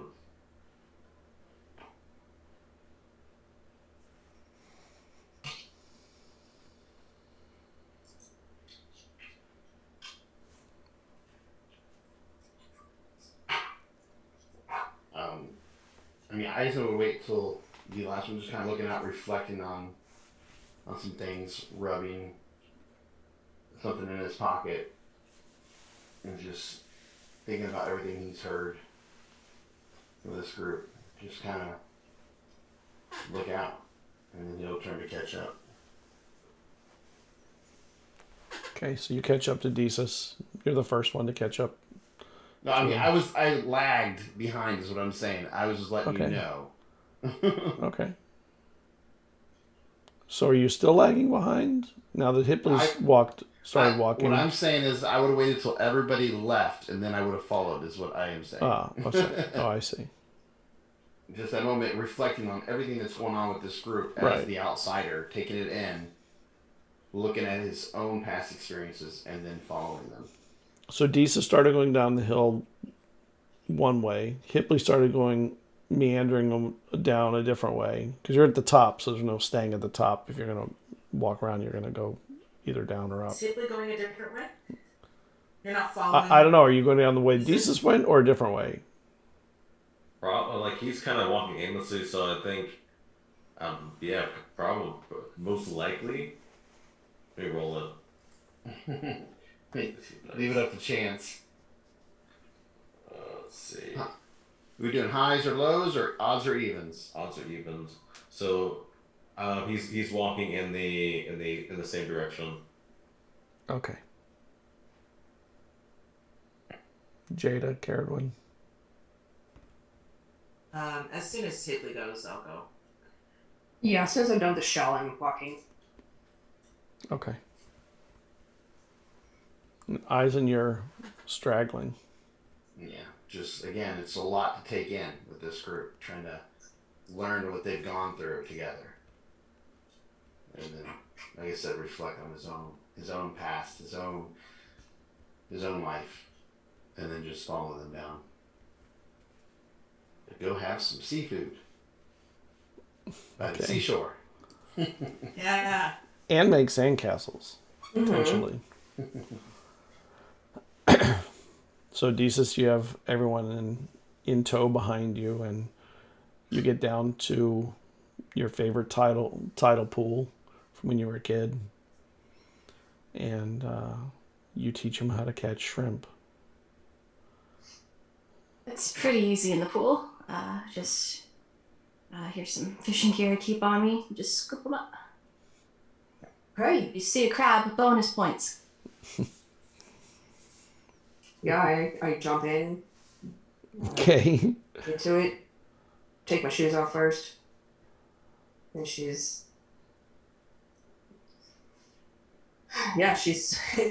going for it. You splash around in the tidal pool, catching shrimp, maybe a crab or two, getting each other more wet, although you're totally wet. Yeah. And you end up, by the time you're done, you end up with quite a lot of shrimp and a couple of crabs. Oh, yeah. Good haul. Good haul. In that time, I would have liked to have gone to Desus and been like, I could do that haircut now if you want. Okay. Yeah. Let's do both sides. All right. Share it. I will. As the food's cooking, I'll take a seat in the sand, let Jada do their thing. Yeah, you're making a shrimp boil, just a pot full of delicious food.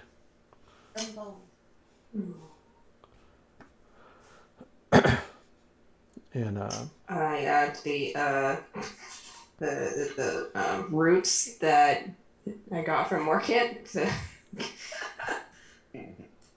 Hero root. they're delicious. It was good. Yeah, you could add some of that in. Oh. Flavor I it guess up. when sitting, I'll druid craft some different herbs to add to it. Okay. She kind of goes and sniffs. Oh, smell good together. It's exactly how you cook. Yeah. So you manage the cooking.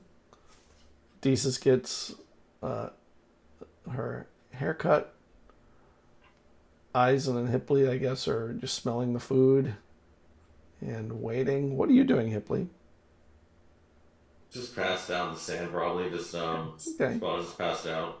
Sand I was angel. just saying the same thing. I was just passed out in the sand. Got my hood down and just like sleeping because we were up all damn night. Like, You I'm were. tired. Totally. Yeah, so just And- out, just passing out. And Eisen's been keeping himself awake most nights, so this is the first time he's been able to get like a real rest, True. not being on the ship that might sink. I say we bury Yeah. I'm good. Yeah, let's do it. Let's do it. That's what they get for swimming. Yeah. Don't tuck her out. They can't bite us. When you get over there, they're asleep. Oh yeah. I just start making a nice pile by Hipley, not on him exactly, but there's a big pile next to him. And then once I think I have a pile big enough to actually cover like all of it except his head, she just kind of pushes it over. Jada's not going to involve themselves in this. I would like to say that is a terrible idea. But I'm gonna watch from the sidelines. I'm not gonna stop you. A nice warm blanket of sand. Yeah. Yeah. Yeah. Keep them cozy. Fully eating. Yeah, I mean, you looked real tired and cold, so I made her satin blanket. And then she starts, like, going to Eizen and starts making that pile. And she's just, like, she knows he's observant. So every so often, she just kind of looks at him and then goes, and starts piling it up again.